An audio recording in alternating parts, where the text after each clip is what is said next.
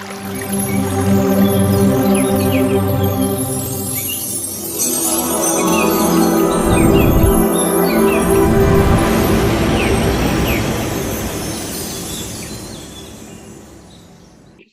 బాలాంబిక అండి. నేను చీరాల నుంచి మాట్లాడుతున్నాను.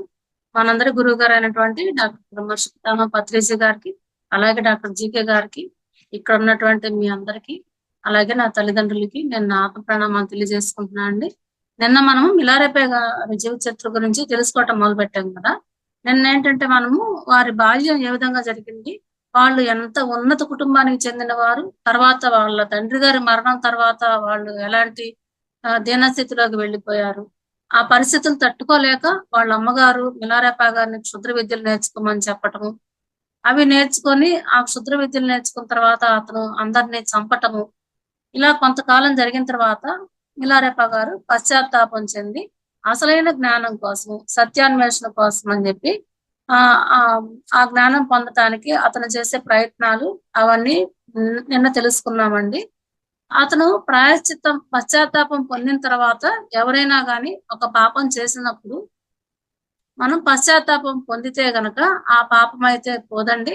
ప్రాయశ్చిత్తం చేసుకున్నప్పుడే ఆ పాపాన్ని మనము పూర్తిగా పోగొట్టుకోగలుగుతాము. కాబట్టి ఇప్పుడు అతనిలో పశ్చాత్తాపం అనేది మొదలైంది వారిలో. ఇంకిప్పుడు దాన్ని ప్రాయశ్చిత్తం ఏ విధంగా చేసుకున్నారు, ఏ విధంగా తన చెడు కర్మల్ని తొలగించుకున్నారు అనేది మనము ఇప్పుడు ఈ అధ్యాయంలో తెలుసుకున్నామండి. మీరేం చేశారంటే ఒక గురువు గారిని వెతుక్కుంటూ వెళ్ళారు కదా. ఆ గురువు గారు ఏం చెప్తారంటే, నీకు చెప్పగలిగేంత అర్హత నాకు లేదయ్యా. మార్ఫా గారు అని చెప్పేసి అతని దగ్గరికి వెళ్ళమని చెప్పి పంపించారు కదా నిన్న. అతను మార్ఫా గారిని కూడా కలుసుకున్నారు. తర్వాత ఇప్పుడు ఏంటంటే, ఈ పూర్వపు సాంప్రదాయం ఏంటంటే ప్రతి ఒక్కళ్ళు ఖచ్చితంగా గురుదక్షిణ ఇవ్వవలసిందే. గురుదక్షిణ ఇస్తేనే వాళ్ళు విద్యార్థులకి వాళ్ళ దగ్గర జ్ఞానాన్ని బోధించేవాళ్ళు అనమాట. ఇంకిప్పుడు ఏమైందంటే నిన్న అతను గురువుగారిని ఆశ్రయించినప్పుడు చెప్పారు గదా. నేను చేసిన ఇలాంటి పాపం పనులన్నీ చేశాను. నాకు కానీ జ్ఞానం కావాలంటే, గురువుగారు నీకు జ్ఞానాన్నైనా ఇస్తాను, లేదంటే ఆశ్రయమైనా ఇస్తాను. రెండిట్లో నీకేది కావాలో నువ్వే తెలుసుకో అని చెప్పారు కదా. ఈ మిలారెపా గారు ఏమన్నారంటే, ఆశ్రయాన్ని నేను ఎలా అయినా నా తిండి గురించి నేను చూసుకోగలను. నేను జ్ఞానం కోసం వచ్చాను కాబట్టి నాకు మీరు జ్ఞానాన్ని ఇవ్వండి అని చెప్పి అంటారనమాట. ఇంకిప్పుడేంటంటే గురుదక్షిణ కోసం ఏదో ఒకటి నేను సంపాదించుకోవాలి కాబట్టి ఇతనేం చేస్తారంటే ఈ మార్పా గారు ఉండే ఆ ప్రాంతం అంతా కూడా, ఆ ఊరు మొత్తం, ఆ జిల్లా అదంతా కూడా భిక్షాటన చేయడానికి వెళ్తారనమాట. అట్లా భిక్షాటన చేసి ప్రజలందరి దగ్గర వాళ్ళు పండించుకునే ధాన్యం బార్లీ కాబట్టి బార్లీ కంకులు చాలా సేకరించి వాటిల్లో సగ భాగం పైగా అమ్మేస్తారంట. అమ్మిన తర్వాత ఆ వచ్చిన డబ్బులతోటి 4 చెవులు కలిగినటువంటి ఒక పెద్దది రాగి పాత్ర కొనుక్కొస్తారంట. ఆ రాగి పాత్ర కూడా లోపల కడాయి అని ఉంటది కదా, అట్లాంటిది చిలుము పట్టని విధంగా చాలా మంచిగా ఉన్నటువంటి ఒక పెద్దది రాగి పాత్ర కొనుక్కొచ్చి, ఇంకా కొంత మాంసము, కొంత బీరు ఇవన్నీ కూడా తీసుకొని గురుదక్షిణగా తీసుకొని వస్తారంట. మిగిలిన సగం బార్లీ కంకులు అలాగే ఉంచి మిగిలిన సగం తోటి ఇవన్నీ కొనుక్కొని తీసుకొని వస్తారనమాట. అవన్నీ కూడా రాగి పాత్ర గాని, బార్లీ, ఇంకా ఈయన భిక్షతో సంపాదించిన బార్లీ గాని సంచుల నిండా చాలా బరువుగా ఉండేసరికి ఇంటికి రాగానే అతను అనుకోకుండానే గబాలను కింద పడేస్తాడంట వాటిని. ఆ రాగి పాత్ర మూతకి ఈ బార్లీ గింజలు ఇవన్నీ కింద పడిన మూతకి గురువు గారికి కోపం వచ్చేసి, నువ్వేమన్నా అంత బలవంతుడు అనుకుంటున్నావా, మా ఇల్లు అంతా నాశనం చేసేలాగా ఉన్నావు అని చెప్పేసి కొట్టడానికి వస్తారంట. ఇక్కడ ఫస్ట్ మనం తెలుసుకోవాల్సిన విషయం ఏంటంటే, ఈ గురుగారు చాలా ముక్కోపి అనమాట. అంటే పైకి అతను అంత కోపం గల వ్యక్తిగా కనిపిస్తారు. అతను కాని వీళ్ళకి ఆ విధంగా శిక్షణ ఇస్తారంట శిష్యులందరికీ కూడా. ఇంక ఇతనికి భయం వేసి గురువు గారు కొట్టేసరికి భయం వేసి కొట్టి బయటకు నెట్టేస్తారంట. ఇంక రోడ్డు మీద కూర్చొని ఎలాగా అని చెప్పి అక్కడ కూర్చొని బాధపడుతూ ఉన్నారండి. సరే కొంతసేపు ఉండిన తర్వాత తప్పు నాదే కదా అనుకొని మళ్ళా గురువు గారి విశ్వాసం పొందాలనేసి మళ్ళా నిదానంగా వెళ్ళి వంగి వంగి నమస్కారాలు చేస్తూ, పొరపాటు అయిపోయిందండి, నా ఈ రాగి పాత్రని మీరు గురుదక్షిణగా స్వీకరించండి అని చెప్పి మరలా ప్రాధేయపడితే ఆ రాగి పాత్ర మీద చేయి పెట్టి నేను దీన్ని స్వీకరిస్తున్నాను అన్నట్టుగా ఆయన అంగీకారం తెలియజేశారంట. ఇంకా ఏంటంటే, ఈ రాగి పాత్ర ఎంతో పవిత్రమైనది, దీనిని నేను నా గురువు గారైనటువంటి నరోపా గారికి అంకితం చేస్తున్నాను అనేసి ఆకాశం వైపు చేయి చూపించి తన గురువు గారికి ఈ రాగి పాత్రని అంకితం చేశారంట. అలా చేసేటప్పుడు అతని కళ్ళలో నుంచి నీళ్లు రావటం అనేది నేను గమనించాను. ఆనంద బాష్పాలు గురువు గారు తన గురువు గారిని స్మరించుకుంటూ ఆనంద బాష్పాలని రాల్చారని చెప్పేసి ఇలారేపా గారు చెప్తున్నారన్నమాట. తర్వాత ఏం చేశారంటే ఆ రాగి పాత్రకు ఉన్నటువంటి చెవులన్నింటినీ కూడా గట్టిగా ప్రతిధ్వనించే విధంగా మోగించి దీన్ని తీసుకెళ్లి వారి యొక్క పూజాపీఠం మీద ఈ రాగి పాత్రను ఉంచి వాళ్ళు ప్రతిరోజు దీపారాధన నేపాల్లో టిబెట్ ఇదంతా ఏంటంటే ఆ వెన్నతోటే దీపారాధన చేస్తారనమాట. ఈ వెన్న అక్కడకు వచ్చినటువంటి దీపారాధనకు అవసరపడిన వెన్న మొత్తం కూడా ఆ రోజు నుంచి ఈ రాగి పాత్రలోనే ఉంచడం మొదలు పెట్టారంట. తర్వాత ఇతను అడిగారంట, ఇంకా నేను గురుదక్షిణ తెచ్చిచ్చాను కదా మీకు, రాగి పాత్ర, బార్లీ కంకులు, మాంసము, బీరు ఇవన్నీ తెచ్చాను కదా, ఇంక మీరు నాకు ఆ విద్యని నేర్పిస్తారా అని చెప్పి అడుగుతారనమాట. అడిగితే ఆయన ఏమంటారంటే, కొన్ని రోజుల పాటు అలా అడిగిన తర్వాత ఒక రోజు ఈ కొండల్లో చీడ పురుగుల్లాగా ఉన్నటువంటి గొర్రెల కాపర్లు నా దగ్గరకు వస్తూ పోయే ఉండే శిష్యులని దోచుకుంటున్నారు. నువ్వు వెళ్ళి వడగళ్ల వానతోటి వాళ్ళ పంటలన్నిటిని కూడా నాశనం చేసిరా అని చెప్పి చెప్తారంట. సరే మిలారేపా గారు వెళ్ళి ఆ గొర్రెల కాపర్ల పంటలు, బార్లీ కంకులు నిండుగా ఉన్నటువంటి పంటను మొత్తం కూడా అక్కడ వడగళ్ల వాన కురిపించి నాశనం చేసి వస్తారంట. వచ్చిన తర్వాత నాకు గురుదక్షిణ ఉపదేశం ఇస్తారా అని అడిగితే, ఏంటి నువ్వు వడగళ్ల వాన కురిపించినందుకే నేను ఇంత ఆధ్యాత్మిక జ్ఞానాన్ని నీకు ఇస్తాను అనుకున్నావా?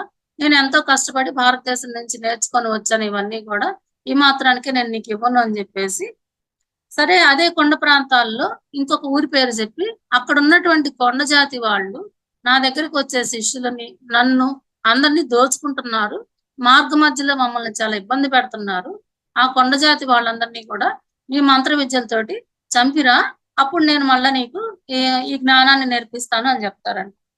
సరే ఇంక చేసేదేం లేక మళ్ళా వెళ్ళి ఇతనికి ఉన్నటువంటి మంత్రశక్తుల్ని వాళ్ళ మీద ప్రయోగించి వాళ్ళందరూ వాళ్ళల్లో వాళ్ళే ఒకళ్ళనొకళ్ళు కొట్టుకొని చనిపోయే విధంగా చేసేసి వచ్చి చెప్తాడంట. మళ్ళా మీరు చెప్పిన ఈ పని కూడా నేను చేశాను, నా మంత్రశక్తులతోటి వాళ్ళల్లో వాళ్ళు కొట్టుకొని చనిపోయే విధంగా చేసి వచ్చానని చెప్పి చెప్తారండి. చెప్పిన తర్వాత నువ్వు చాలా గొప్ప మంత్రగాడు అనేసి ఒక బిరుదునైతే ఇచ్చేసి మెదలకుండా ఊరుకుంటారంట. సరే ఏంటి గురువు గారు చెప్పిన పనులన్నీ నేను చేస్తున్నాను, గురుదక్షిణ తెచ్చాను, వడగళ్ళ వాన కురిపించాను, మరి వాళ్ళు చనిపోయే విధంగా కూడా చేశాను, అయినా నాకేం మంత్ర విద్యలు ఇవ్వట్లేదు అనేసి మరలా కొన్ని రోజుల తర్వాత మరలా అడిగారంట, నాకు ఆధ్యాత్మిక జ్ఞానాన్ని ఎక్కువ నేర్పిస్తారు మీరు అనేసి. అప్పుడు గురువు గారు కోపంగా అంటారంట, నువ్వు మనుషుల్ని చంపేసి వచ్చావు, పంటల్ని పాడు చేసి వచ్చావు, నువ్వు చేసిన ఈ పాపం పనులకి నేను ఆధ్యాత్మిక విద్య నీకు ఎలా బోధిస్తాను అనుకున్నావు అనేసి కోపగించుకుంటారంట. మరి మీరు చెప్తేనే కదా నేను చేశాను అని అంటే నాకే ఎదురు చెప్తావని మరలా కూడా ఇతన్ని కోపగించుకొని, మనం చేసేటువంటి పాపం పనులకి ఎప్పుడు కూడా ఆధ్యాత్మిక జ్ఞానం నేను అందించలేను, నీకు నిజంగా ఆధ్యాత్మిక జ్ఞానం కావాలనుకుంటే నువ్వు ఎవరినైతే చంపొచ్చావో వాళ్ళందరినీ బతికించి తీసుకొని నా దగ్గరికి రా, అప్పుడు నేను నీకు ఆధ్యాత్మిక జ్ఞానం నేర్పిస్తాను అని చెప్పి చెప్తాడండి. ఈ మిలారేపా గారికి ఏంటి, ఇతను నాకు ఏ విద్య నాకు బోధించే విధంగా లేరు, నాకు ప్రతిసారి ఏదో ఒక వంక చెప్తున్నారు అనేసి బయట కూర్చొని ఏడుస్తూ ఉంటారంట. ఇంకప్పుడు అతను బయటకు వచ్చిన తర్వాత కూడా గురువు గారు వచ్చి మళ్ళీ బాగా కొడతారంట. ఇంకా అప్పుడు గురువు గారి భార్య వచ్చి అతనితో మరి అతని భర్తతో ఏం చెప్పిందో గురువు గారితో నాకైతే తెలియదు, కానీ మరుసటి రోజు ఉదయం వచ్చి నిన్ను కొంచెం బాధ పెట్టిన మాట నిజమేను, అదంతా నువ్వు మనసులో పెట్టుకోబాక ఓర్పుగా ఉండు, నేను నీకు తప్పక ఉపదేశం ఇస్తాను, కానీ నువ్వు చూడటానికి కొంచెం బలమైన మనిషిలా కనిపిస్తున్నావు కాబట్టి నాకు ఒక కొడుకు ఉన్నాడు, అతని కోసం నువ్వు నాకు ఒక ఇల్లు కట్టి పెట్టు అని చెప్పి అడుగుతారనమాట మార్ఫా గారు మిలారేపా గారిని. ఆ ఇల్లు కనుక నువ్వు నాకు కట్టించావంటే నేను నీకు ఆధ్యాత్మిక విద్య నేర్పిస్తాను అని చెప్పి చెప్తారనమాట. అంతేకాకుండా ఈ సాధన నువ్వు ఇల్లు కట్టినంత కాలము, నా దగ్గర నువ్వు సాధన నేర్చుకున్నంత కాలము, నీ తిండి నీ ఆశ్రయము అన్ని కూడా నేనే చూస్తాను అని చెప్పి చెప్తారనమాట. ఇంతకుముందు ఆశ్రయం ఇవ్వను తిండి పెట్టను అని చెప్పారు కదా, కానీ ఇప్పుడు అవి కూడా నేనే చేసి పెడతాను, నా బిడ్డ కోసం నువ్వు ఒక ఇల్లు కట్టి పెట్టు అని చెప్పి అడుగుతారనమాట. అప్పుడు మిలారేపా గారికి ఏంటంటే అనుమానం వస్తుంది. ఇన్ని రోజుల నుంచి నా చేత ఏదో ఒకటి చేపిస్తానే ఉన్నారు కానీ నాకేం నేర్పించట్లేదని. ఈ సాధన చేసి నా పాప కర్మల నుండి విముక్తి పొందే లోపలే నేను గనక మరణిస్తే నా గతి ఏమిటి అని చెప్పి అడుగుతారంట గురువు గారిని. ఆ గురువు గారు అంటారు, ఈ లోపలైతే నేను నిన్ను చావనివ్వను, నువ్వు బ్రతికే ఉంటావని చెప్పి హామీ ఇస్తున్నానని చెప్పి చెప్తారంట. నీవు శక్తివంతుడు కనుక నువ్వు తలుచుకుంటే నేనిచ్చే ఉపదేశంతో ఈ జన్మలోనే నీవు ముక్తిని పొందగలవు అని చెప్పి చెప్తారంట. ఇది నా హామీ అని చెప్పి, ఈ జన్మలోనే నేను నీకు ముక్తిని ప్రసాదిస్తానని చెప్పి చెప్తారంట. నా సాంప్రదాయము మిగతా వారి కంటే కొంచెం భిన్నంగా ఉంటుంది. ఇందులో మనము అతీతమైనటువంటి దివ్య శక్తుల నుండి నేరుగా శక్తిని పుంజుకుంటాము. కాబట్టి మనకి బలహీనంగాని ఈ లోపల నీకు మరణం రాదని చెప్పి చెప్తారనమాట. సరే, ఇలా గురువు గారు వాగ్దానం చేశారు కదా, వాళ్ళ అబ్బాయి కనుక ఇల్లు కట్టిస్తే నాకు జ్ఞానాన్ని ఇస్తారనేసి అతని దగ్గర వాగ్దానం తీసుకొని ఆ ఇల్లు ఎక్కడ కట్టాలి, ఏంటి, ఏ విధంగా కట్టాలని అన్ని వివరాలు తీసుకొని అతను పని మొదలు పెడతారనమాట. ఇతను కనిపిస్తుంది. కానీ గురువు గారు ఒక ప్రదేశంలో ఇల్లు కట్టమని చెప్పి చూపిస్తారంట మిలారెప్ప గారికి, ఈ ప్లేస్ లో కట్టు ఇల్లు అనేసి.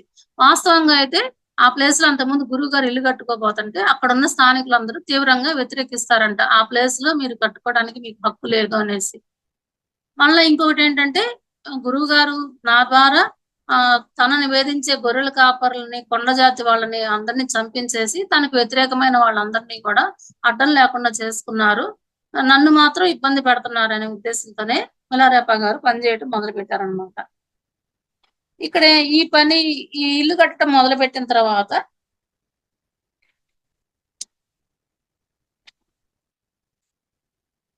ఇతను ఏం చేస్తారంటే, వాళ్ళు నారోబాగా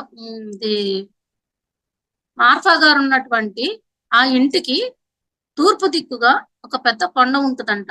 ఆ కొండ అంచు దాకా తీసుకువెళ్ళి అక్కడ వృత్తాకారంలో ఒక గృహాన్ని నిర్మించమని ఆజ్ఞాపించారంట గురువు గారు. సరేనని చెప్పి మరి కొండ కింద నుంచి రాళ్ళన్ని మోసుకు వెళ్ళాలి. అలాగా కొండ మీదకి రోజు రాళ్ళు మోసుకు వెళ్తూ ఆ వృత్తాకారంగా అంటే రౌండ్ షేప్ అన్నమాట. ఆ రౌండ్ షేప్ లో అతను ఇల్లు కట్టడం మొదలు పెట్టారు మిలారెప్ప గారు. ఆ ఇల్లు సగం పూర్తవగానే ఒక రోజు ఆయన వచ్చి, నేను బాగా ఆలోచించాక ఇప్పుడు నా మనసు మార్చుకున్నానని, కాబట్టి కట్టిన ఇంటిని పడగొట్టి మళ్ళా ఎక్కడ నుండి తెచ్చిన రాళ్ళని అక్కడికే చేర్చమని ఆజ్ఞాపించారు. తర్వాత ఆయన నన్ను పడమర దిక్కుగా ఉన్న ఇంకొక కొండ అంచుకు తీసుకువెళ్లి చంద్రవంక ఆకారంలో ఇల్లు కట్టమన్నారు. ఇతను ఏ ఇల్లు అయితే కట్టారో ఆ రాళ్ళన్నింటినీ కూడా మళ్ళా విడదీసి ఎక్కడి నుంచి తెచ్చిందా అక్కడ పెట్టడం పూర్తయిన తర్వాత మరలా ఇంకొక రోజు పడమర దిక్కుగా ఉన్న కొండకు తీసుకెళ్లి అక్కడ చంద్రవంక ఆకారంలో ఇంకో ఇల్లు కట్టమన్నారండి. అక్కడ కట్టిన తర్వాత కూడా మళ్ళా పూర్వం లాగానే జరిగిందంట. ఆ ఇల్లు కట్టమని చెప్పేటప్పుడు నేను ఏదో వేరే ధ్యాసలో ఉన్నానని, అందువలన నేను నీకు తప్పుగా చెప్పాను, పడమర దిక్కున కట్టమని చెప్పేసి ఇప్పుడు అక్కడ వద్దు, అది కూడా పడగొట్టమని చెప్పి చెప్పారంట. చెప్పి ఆ రాళ్ళు కూడా నువ్వు ఎక్కడి నుంచి అయితే తీసుకొచ్చావో తీసుకెళ్లి మరలా అక్కడే పెట్టు అని చెప్పి చెప్పారంట. ఇంకా మళ్ళా అతను ఆ రాళ్ళన్ని తీసుకెళ్లి ఎక్కడి నుంచి తీసుకొచ్చారో మళ్ళా ఆ పడమర కొండ మీద నుంచి కిందకి తీసుకెళ్లి పెట్టొచ్చారంట. మరలా వెంటనే ఏం చేస్తారు, మరుసటి రోజే మూడోసారి ఉత్తర దిక్కుగా ఉన్నటువంటి కొండ మీద త్రికోణాకారంలో ఉన్నటువంటి ఇంకొక ఇల్లు కట్టిపెట్టు మా అబ్బాయికి అని చెప్పి చెప్పారంట. సరే, అప్పుడు మిలారెప్ప గారు, ఇప్పటికి 2 సార్లు నా చేత మీరు ఇలా చేయించారు, ఇలా నిర్మిస్తూ పడగొడుతూ ఉంటే ధనము కాలము వృధా అవుతుందని ఆయనకి చెప్పారంట. కాబట్టి ఈసారైనా కొంచెం జాగ్రత్తగా నాకు మంచిగా నిర్ణయించుకొని చెప్పండి అని అంటే గురువుగారు అన్నారంట, నేను ఇప్పుడు ప్రశాంత చిత్తంతో ఉన్నానని, కాబట్టి నేను ఇంక నీకు అడ్డు చెప్పనని అని చెప్పి వాగ్దానం ఇచ్చేసరికి ఆయన ఆజ్ఞను శిరసావహించి మళ్ళా ఈ భుజాల మీద రాళ్ల బండలు ఇవన్నీ మోస్తూ ఇంకా 3 ఇల్లు కట్టారంట. ఏంటి, ఉత్తర దిక్కుగా ట్రయాంగిల్ షేప్ లో. అయితే ఆ ఇల్లు పూర్తయ్యే టయానికి మరలా మిలారెప్ప గారు ఏ విధంగా అయితే భయపడ్డారో మరలా అదే జరిగింది. ఆ ఇంటి నిర్మాణం సగం అవగానే ఒకరోజు గురువు గారు చాలా చికాకుగా వచ్చి, ఇల్లు ఈ ఆకారంలో ఎందుకు కడుతున్నావు అని అరిచారంట. మీరే కదా త్రికోణాకారంలో కట్టమన్నారు అని చెప్పి గుర్తు చేశారంట మిలారెప్ప గారు. నేనేమి అటువంటి ఆజ్ఞ ఇవ్వలేదు అని తారాస్థాయిలో అరిచి, ఒకవేళ అలా చెప్పానేమో, ఆ సమయంలో పరధ్యానంలో ఉండి అలా చెప్పానేమో అని చెప్పి అన్నారంట. అంటే మళ్ళీ మిలారేప గారు అన్నారంటే, మీరే ఒక్కసారి గుర్తుకు తెచ్చుకోండి. నేను అడగను గూడా అడిగాను. మాది సమయము, ధనము అంతా వృధా అవుతున్నాయి. ఇలా చేయటం వలన. ఈసారన్నా నన్ను పడగొట్టనని చెప్పను అని అంటేనే గదా! అంటే, కాదు నువ్వే నాకే ఎదురు చెప్తావనేసి మరలా మిలారేప గారిని అరిచి, ఇంకా అంటారంట, "ఈ మాయదారి ముక్కోణపు ఆకారం ఇంట్లో నన్ను బంధించి, నీ మంత్రశక్తులతోటి, నీ క్షుద్ర విద్యలతోటి నన్ను చంపేద్దాం అనుకున్నావా ఏంటి? ఇప్పటికే ఈ ఇంటి చుట్టూరా క్షుద్ర శక్తులన్నీ మూగి ఉన్నాయి. నువ్వే ఈ విధంగా ఏర్పాటు చేశావని" చెప్పి మళ్ళా లేనిపోని నిందలన్నీ మిలారేప గారి మీద మోపి, ఆ ఇల్లు కూడా పడగొట్టిస్తారంట. ఆ ఇల్లు పడగొట్టి రాళ్ళనన్నిటిని యథాస్థానానికి చేర్చి, "ఈ ప్రదేశంని శుభ్రం చేస్తావా? చెయ్యి. నేను చెప్పినట్లు ఈ పని చేయకపోయావో, నేను నీకు ఉపదేశం ఇచ్చేది లేదు" అనన్నారండి. సరే ఈ గురువుగారు ఇప్పుడెంతో కోపంతో ఉన్నారు. ఆయన అనవసరంగా నన్ను కష్టపెడుతున్నట్లుగా అనిపించింది. అయినా గాని నేను చేయగలిగిందేం లేదు. కనుక ఒక్కొక్క రాతిని పెకిలించి, మరలా నేను తెచ్చిన ప్లేస్‌లోకి చేరవేస్తూ ఇంకనుకున్నారంట, ఈ గురువుగారిని సంతృప్తి పరచటం ఎవరి వల్ల కాదు, నా వల్ల కాదని జెప్పేసి బాగా నిరాశ నిస్పృహలోకి లోనయ్యారండి. ఇంత చేసినా గాని నేను ఈయన నుంచి ఉపదేశం పొందటం నాకు అవసరం కాబట్టి మారు మాట్లాడకుండా మరలా ఆయన ఏ విధంగా అయితే చెప్పారో అన్ని ఆ విధంగానే చేశారనమాట. ఇట్లా చేయటం వలన ఏమైందంటే ఇతనికి ప్రతిదీ ఇల్లు గూడా ఎక్కడో కొండ చివర అంచుకు తీసుకెళ్ళి కడుతున్నారు. రోజు కొండ కింద నుంచి ఈ రాళ్ళన్నీ మోసుకెళ్ళటము, కొండ మీదకి తీసుకెళ్ళి అక్కడ పేర్చి ఇల్లు కట్టటము, సగం అయిపోయిన తర్వాత మరలా వాటిని పడగొట్టమంటే మళ్ళా వాటిని తీసుకొచ్చి కింద పెట్టటము. ఈ విధంగా చేసేసరికి ఏమైందంటే, అతని వీపు మీద ఒక పెద్ద పుండు పడిందండి. అయినా గాని, ఆ గాయాన్ని గురువుగారికి చూపించడానికి నాకు ధైర్యం చాలలేదు. ఏమో ఈ ఈ గాయాన్ని గనక చూపిస్తే గురువుగారి కోపం ఇంకా ఎక్కువైతుందేమో అనేసి భయపడ్డారంట.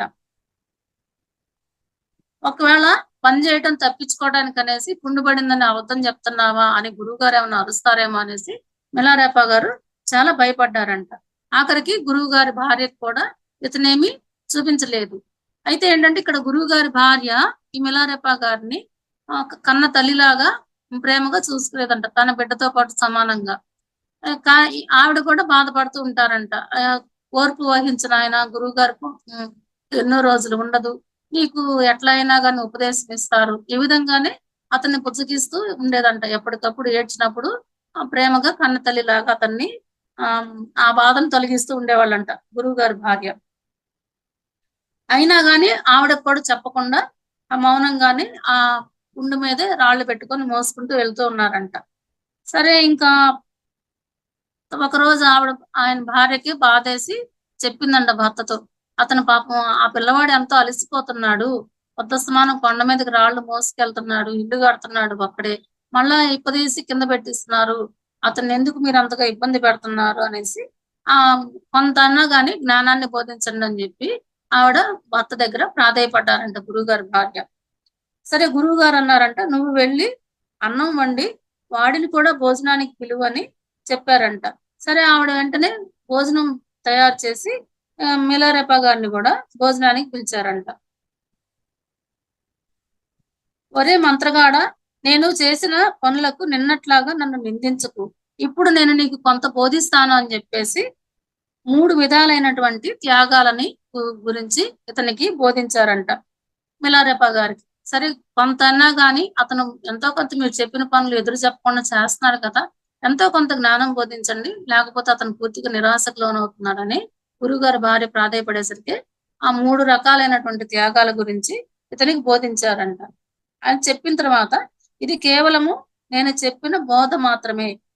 కానీ ఈ జ్ఞానాన్ని నువ్వు పొందాలంటే నువ్వే దాన్ని కష్టపడి సాధించుకోవాలి. నేను చెప్పింది వినంగలోనే సరిగాదు. నువ్వు సాధన చేస్తేనే నీకు ఇది ఉపయోగపడుతుందని చెప్పేసి తన గురువుగారైనటువంటి భారతదేశంలో ఉండేటువంటి నరోపా అనే గురువుగారు మార్ఫా గారి గురువుగారనమాట. తన గురువుగారు ఎన్ని కష్టాలు పడి ఈ విద్యలు నేర్చుకున్నారనేది కూడా ఇతనికి వివరంగా చెప్పారంట. అప్పుడు ఇతనికి అనిపించిందంట. మా వాళ్ళ గురువుగారే ఎంతో కష్టపడితే గాని ఈ విద్య అతనికి దక్కలేదు. ఇప్పుడు నేను చేసింది ఈ కష్టం ఏపాటి కష్టము. కాబట్టి నేను ఈ ఈ కొంచెం కష్టానికి అంత విద్య ఆశించడం కూడా నాకు మంచిది కాదేమో అనేసి మిలారేప గారు అనుకోని ఇంకెట్లైనా గాని నేను గురువుగారి ఆజ్ఞని పాటించి తీరాలని చెప్పి దృఢంగా నిశ్చయించుకున్నారంట. నరోపా అంతటి వారే ఎంతో కష్టపడితే గాని ఇన్ని విద్యలు నేర్చుకోలేకపోయారనేసి. సరే కొన్ని రోజులు గడిచిపోయిన తర్వాత ఆ గురువు గారు అన్నారంట, మళ్ళా అతన్ని ఇంకొక చోటుకి తీసుకెళ్లి ఫస్ట్ ఎక్కడైతే మొదట ఇల్లు కట్టాలని చెప్పి అని వృత్తాకారంలో ఇల్లు కట్టించి దాన్ని మరలా పడగొట్టించారు కదా, మరలా అక్కడికే తీసుకెళ్లి అక్కడ 9 అంతస్తుల మేడ ఒకటి కట్టమని చెప్పారంట.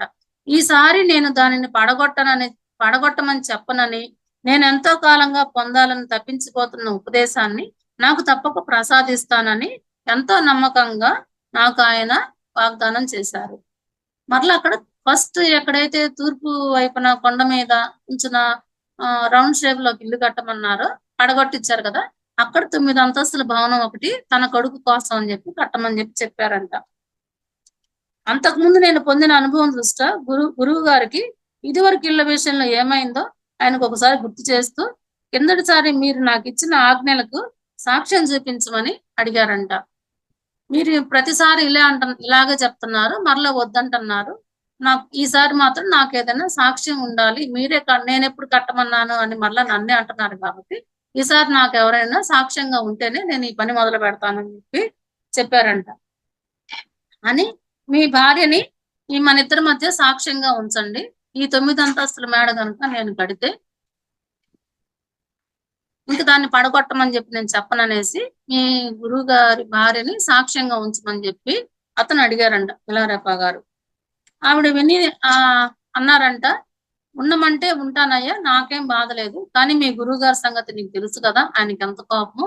నేను సాక్ష్యంగా ఉన్నా గాని ఒకవేళ ఆ రోజు నేనే సాక్ష్యం చెప్పినా గాని నన్ను కూడా నమ్మరు, నన్ను కూడా అరుస్తారు.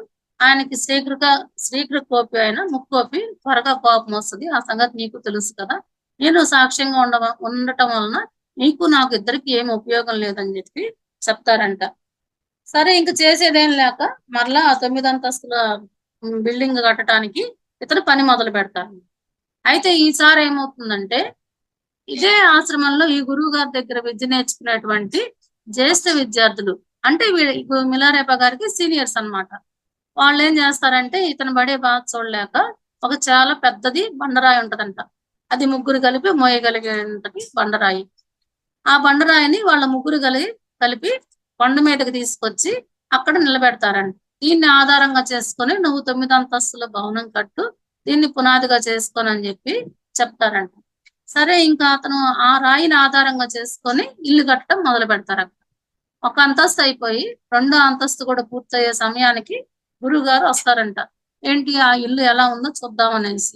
చూసిన తర్వాత ఈ రాయి నువ్వే తీసుకొచ్చావా, ఇక్కడికి ఎలా వచ్చింది అని అడుగుతారంట. లేదండి, నాకు పూర్వ విద్యార్థులు అంటే సీనియర్స్ ముగ్గురు కలిపి ఇక్కడికి మోసుకొచ్చారు, దాని తర్వాత ఇదంతా నేనే కడుతున్నాను అని చెప్తారంట. వెంటనే గురువు గారు ఈ ఇల్లు పడగొట్టేసాయి అని అంటారంట.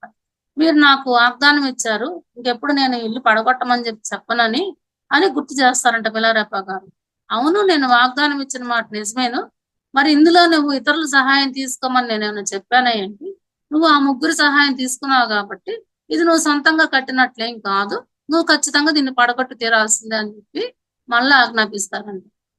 సరే మిలారేపా గారు ప్రాధాయపడిన తర్వాత సరే ఇల్లు మొత్తం నువ్వు కూల్చొద్దు, ఆ పెద్ద రాయి ఏదైతే ఉందో దాని వరకు తీసే చాలు అని అంటారంట. కానీ ఆ రాయి తీస్తే అటువైపు గోడ 2 అంతస్తుల గోడ మొత్తం కూల్చాల్సి వచ్చిందంట. సరే చేసేదేం లేక ఆ రాయి తీసేసి ఒకవైపు గోడ 2 అంతస్తులు మొత్తం గోడ కూల్చేస్తారంట మిలారేపా గారు. కూల్చేసిన తర్వాత ఈ రాయి ఎక్కడి నుంచి అయితే తీసుకొచ్చారో వాళ్ళ ముగ్గురు కలిసి నువ్వు తీసుకెళ్లి దీన్ని అక్కడే పెట్టరా అని అంటారండి. సరే ఇంకా మరలా చేసేదేం లేక ఆ రాయిని కొండ కిందకి దొర్లించుకుంటూ తీసుకెళ్లిపోతారు. తీసుకెళ్లిన తర్వాత అప్పుడు గురువు గారు కిందకు వచ్చి, కావాలంటే ఇప్పుడు నువ్వు ఈ రాయి తీసుకెళ్లి నీ సొంతంగా ఇల్లు కట్టుకో, నాకేం అభ్యంతరం లేదని చెప్తారంట. ఇంకా అతనికి ఏడుపు ఒక్కటే తక్కువ, ప్రతిరోజు ఏడుస్తూనే ఉండేవాళ్ళంట. గురువు గారు ఏంటి ఇంత నిర్దయగా ఉన్నారు నా మీద అనేసి. కానీ మరి జ్ఞానం కావాలంటే నేను గురువు గారు ఏం చెప్తే అది చేయవలసిందేను, గురుదక్షిణగా గురువు గారు ఏది కోరితే నేను అది ఇవ్వవలసిందేను అని తనకు తానే సర్ది చెప్పుకొని మరలా వెళ్ళి ఆ బండరాయి తీసుకొని పైకి తీసుకొస్తారంట. ఇలా తెచ్చే క్రమంలో, ఆ బండరాయి మోసే క్రమంలో అతని వీపు మీద 3 పుళ్ళు పడతాయంట పెద్ద పెద్దవి. ఆ 3 పుళ్ళు కలిపి ఈ బండరాయి మోసిన బరువుకి వీపు మొత్తం ఒకటే పుండైపోయి వీపంతా చీము, రక్తం కారటం మొదలుపెట్టి ఇంకసలు దాన్ని మొయ్యలేని స్థితిలోకి, నడవలేని స్థితిలోకి వచ్చేస్తారంట అతను. ఇంకా అప్పుడు తప్పనిసరయ్యి ఇంకా తప్పక గురువుగారి భార్యకి చూపిస్తారంట. "అమ్మా చూడండి నా వీపు ఎలాగా అయిపోయిందో" అనేసి. ఆవిడేంటంటే స్త్రీ సహజమైనటువంటి బాధ ఉంటది కదా! అయ్యో పాపం అని ఆమె జాలిపడి, "ఉండయ్యా నేను గురువుగారికి చెప్తాను నీ గురించనేసి" ఆవిడ చెప్తారనమాట.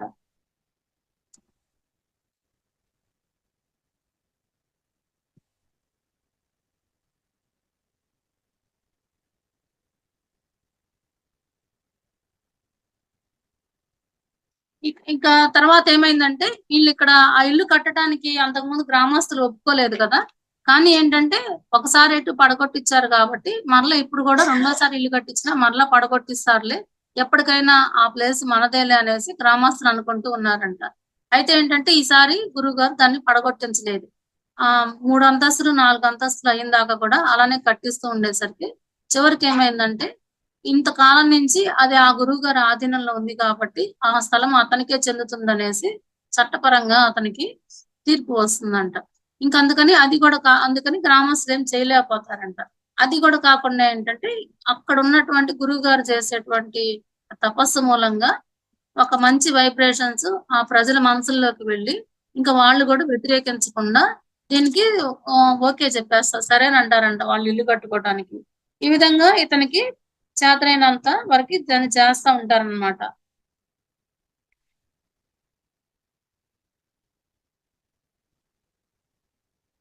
ఇతను ఇంక ఏమనుకుంటారంటే, ఇదంతా గూడా నాకు సాధకునికి ఇచ్చేది ఆధ్యాత్మిక శిక్షణే గాని, శారీరక శ్రమ కాదు అనేసి ఇతను అనుకుంటారంట. నన్ను ఆధ్యాత్మికంగా నాలో నుంచి మార్పు రప్పియటానికి గురువుగారు నన్నెంతగా శ్రమ పడుతున్నారని జెప్పేసి చేసుకొని ఇంక ఒక్కో అంతస్తు, ఒక్కో అంతస్తు కట్టుకుంటా వస్తారనమాట. అదే సమయంలో ఏమైతుందంటే గురువుగారు ఉపదేశ క్రతువు అనేసి ఒకదాన్ని ఏర్పాటు చేస్తారంట. ఉపదేశ క్రతువు అంటే ఇట్లా ఒకే గురువుగారి దగ్గర చాలా మంది శిష్యులుంటారు కదా! ఆ శిష్యులందరికీ ఏంటంటే వీళ్ళు కొంత శిక్షణ ఇచ్చిన తర్వాత వాళ్ళ దగ్గర గురుదక్షిణ తీసుకున్న తర్వాత వాళ్ళకి ఒక విద్య ఉపదేశించడానికి అర్హత కలిగింది అనుకున్నప్పుడు ఆ శిష్యులందరినీ ఒక చోట చేర్చి వాళ్ళకి ఉపదేశం ఇస్తారనమాట. అట్లాగా ఆ చేసే ప్రక్రియని ఉపదేశ క్రతువు అని జెప్పి అంటారంట. ఆ సమయంలో ఏంటంటే ఇతను నిర్మిస్తున్న భవనం కూడా దాదాపు 7 అంతస్తుల వరకి పూర్తి చేసి ఉంటారంట. కనుక గురుదక్షిణగా ఆ ఇల్లు సరిపోతుందని చెప్పి గురువుగారి భార్య ఏం చేశారంటే, ఆ ఉపదేశ క్రతువు తీసుకున్నటువంటి విద్యార్థులలో ఇతన్ని గూడా కూర్చోబెట్టారంట. గురువుగారు 9 అంతస్తులు కట్టమన్నారు కదా! నువ్వు దాదాపుగా 7 అంతస్తులు కట్టావు కాబట్టి, ఇవాళ మీ గురువుగారు చాలా మందికి ఉపదేశం ఇస్తున్నారు. నువ్వు కూడా వెళ్లి వాళ్ళలో కూర్చో నీకు కూడా ఉపదేశం ఇస్తారనేసి చెప్పి అతన్ని వాళ్ళలో పాటు కూర్చోబెట్టారంట. కానీ ఇతన్ని అభ్యర్థుల వరుసలో కూర్చున్నటువంటి మిలారేపా గారిని చూడంగలోనే గురువుగారు "మహామాంత్రికుడా! గురుదక్షిణగా ఏమి తీసుకొచ్చావు?" అని అడిగారంట. "స్వామి మీ కుమారుని కోసం ఇల్లు కట్టడం పూర్తవగానే ఉపదేశం ఇస్తానని మీరు వాగ్దానం చేశారు. నా కోరిక ఇప్పుడు మన్నిస్తారని ఆశిస్తున్నాను" అని చెప్పి అన్నారంట. దానికి గురువుగారేంటంటే, "ఎన్ని ఊహాగానాలు చేసుకున్నావు నువ్వు. నేను నిన్ను 9 అంతస్తులు కట్టమన్నాను. నువ్వు ఇంకా 7 అంతస్తులు కూడా పూర్తి చేయలేదు. నీకెలా ఇస్తాను ఉపదేశం" అనేసి ఇవ్వనని చెప్పారండి. నువ్వు తెచ్చినటువంటి ఏదో ఈ కొంచెం రాళ్ళు, మట్టి, ఇసుక తెచ్చి ఒక చోట నువ్వు పేర్చినంత మాత్రాన నేనెంతో శ్రమపడి లోయలన్నీ దాటుకొని భారతదేశం వెళ్ళి అక్కడ నా గురువుగారి దగ్గర నేర్చుకున్నటువంటి విద్యని, అక్కడ నుంచి నేను నా భుజాలపై మోసుకొచ్చినటువంటి ఆధ్యాత్మిక గ్రంథాలని ఎంతో కఠిన సాధనతోటి చేశాను నేను. అవన్నీ గూడా నువ్వేదో 7 అంతస్తులు ఇల్లు కట్టంగానే నీకు ఉపదేశిస్తానని నువ్వెలా అనుకున్నావు? నేను నీకేమీ నేర్పించను. అసలు ఎవరి అనుమతితోటి నువ్వు లోపలికొచ్చావు? నువ్వు బయటికి వెళ్ళనేసి మరలా కొట్టి బయటికి పంపించేస్తారంట అతన్ని. ఇంకా అతనికేంటంటే పాపం ఇంక చనిపోదాం అనుకుంటారంట. ఇన్ని రకాలుగా పరీక్షలు పెడుతున్నారు గురువుగారు నన్ను. ఇంక నేను బ్రతికుండటం గూడా వృధానే అనేసి ఆ రాత్రంతా ఏడుస్తానే కూర్చున్నారంట. గురువుగారి భార్య గూడా వచ్చి జాలి పడ్డారంట ఇతని మీద. అయ్యా నాకు మీ గురువు గారి ధోరణి ఏమీ అర్థం కావటం లేదు. ఎక్కడెక్కడ వాళ్ళందరికీ అతను ఉపదేశం ఇస్తున్నారు. భారతదేశం నుంచి గ్రంథాలు తెచ్చానంటారు. అందరిని ఉద్ధరించడానికి ఇవన్నీ చేస్తున్నానంటారు. ఒక మాదిరి వాళ్ళకి కూడా ఉపదేశం ఇస్తున్నారు. మరి నిన్నెందుకు ఈ విధంగా శిక్షిస్తున్నారో నాకు అర్థం కావట్లేదు. ఇన్ని పరీక్షలు నీకెందుకు పెడుతున్నారో అర్థం కావట్లేదు. కానీ ఒకటి మాత్రం నిజము. మీ గురువు గారి మీద నువ్వు విశ్వాసాన్ని కోల్పోవద్దు. అతను ఎప్పటికైనా గాని నీకు ఉపదేశం ఇస్తారు. నీకు సరైన గురువు దగ్గరికి నువ్వు వచ్చావనేసి ఎప్పటికప్పుడు అతన్ని ఓదారుస్తూ, అతనికి ధైర్యం చెప్తూ ఉంటారంట.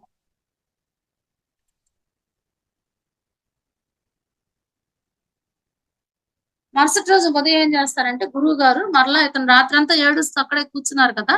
మరలా గురువుగారు ఇతని దగ్గరికి వస్తారంట. వచ్చి, "ఒరేయ్ మంత్రగాడా!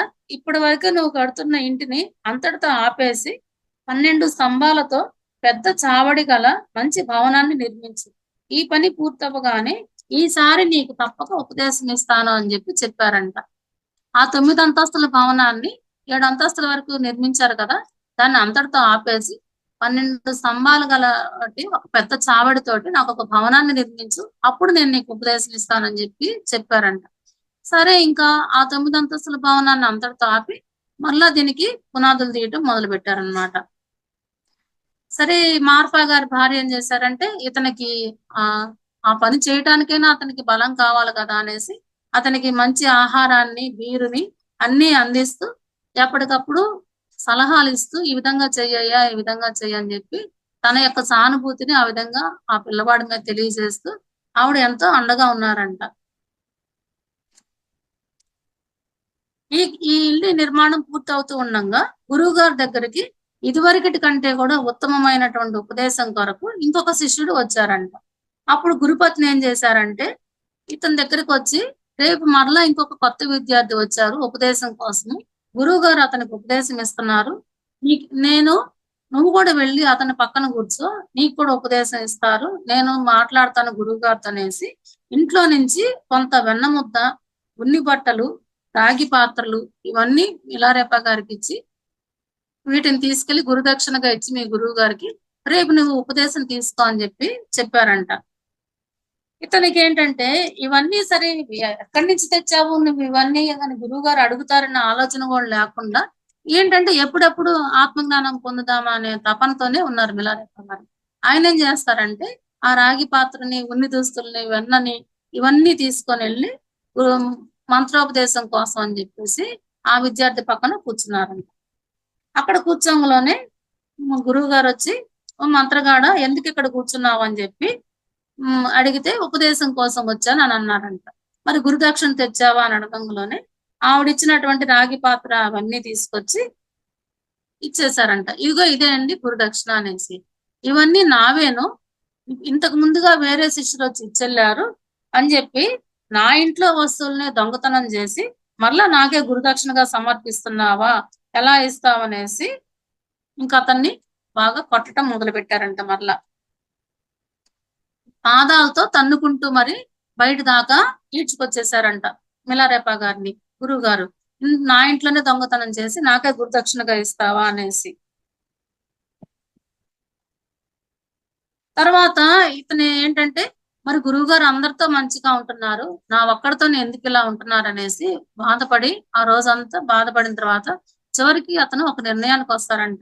నేను ఎంతో మందిని చంపటము, మంచిగా నిండుగా ఉండి చేతికి అంది వచ్చిన పంటలను నాశనం చేయటము, వడగళ్ల వానతోటి ఇలాంటివన్నీ కూడా నేను చేసినటువంటి ఘోరమైన పాపాలు.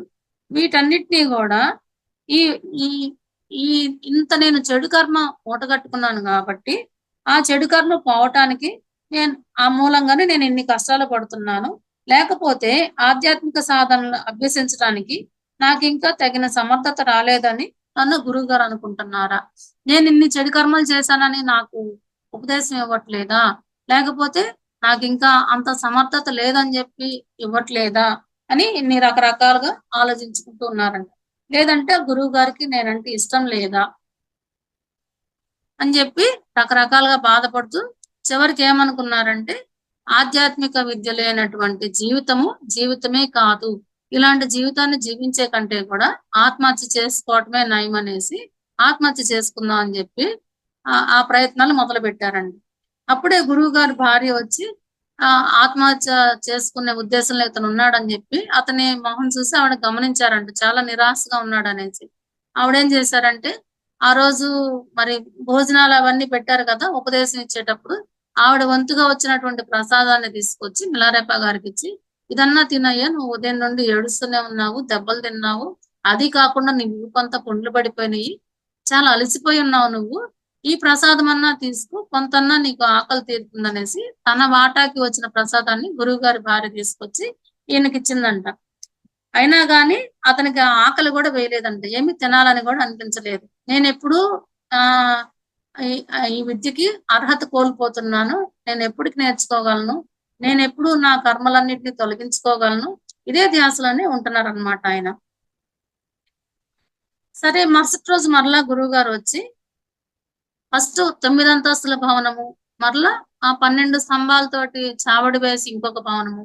ఆ రెండిళ్ళు ఎప్పుడైతే నువ్వు పూర్తి చేస్తావో, అప్పుడు నేను నీకు తప్పకుండా ఉపదేశం ఇస్తాను అని చెప్పారంట.